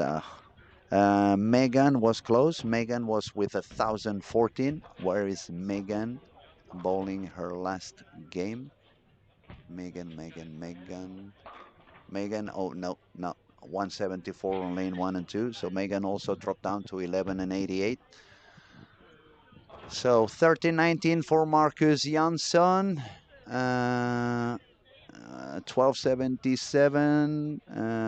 Timo from Finland is going to shoot 1307 on lane 17 and 18. That's going to be also good scoring to get into the final. And Kyle is on the 1460s.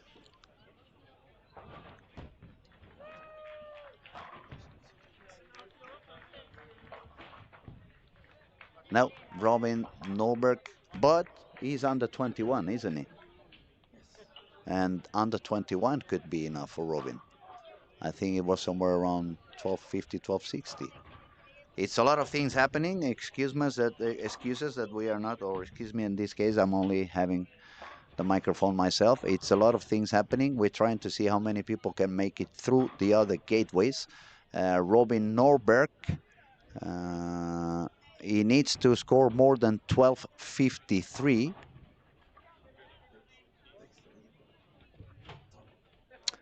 If he makes a double, he's gonna lead. The leader is Anton Andersson with 1286. We have a question here. Does anyone know when the 2026 PBA season will start? To be honest, I have no idea. We just at the end of August is kind of a vacation period for us. Okay, we have a new leader in town. We have Kyle Trapp, 1463. My goodness, I'm gonna have to ask him, what did you have for lunch? Barney, Fifi, or Fifi, are they any side bets? High game pots, brackets, etc. Not that I know of. Maybe some people is doing behind the wall, but I believe it's not by ruling in Sweden, right? We don't know, but no, not on the tournament. The tournament is, as I said, the only PBA official tournament outside the United States. If you have the PBA membership and you win this event, you have a PBA title in your CV. And I think all the action is pretty much done. We're just going to see what Robin can do on the 10th frame. He had the strike, so he's going for sure to 1283. That's going to put him 30 pins ahead of Wilmer, who had 1253. But if I were Robin, I would try to make one more to make sure I get the spot number one in the under 21 division.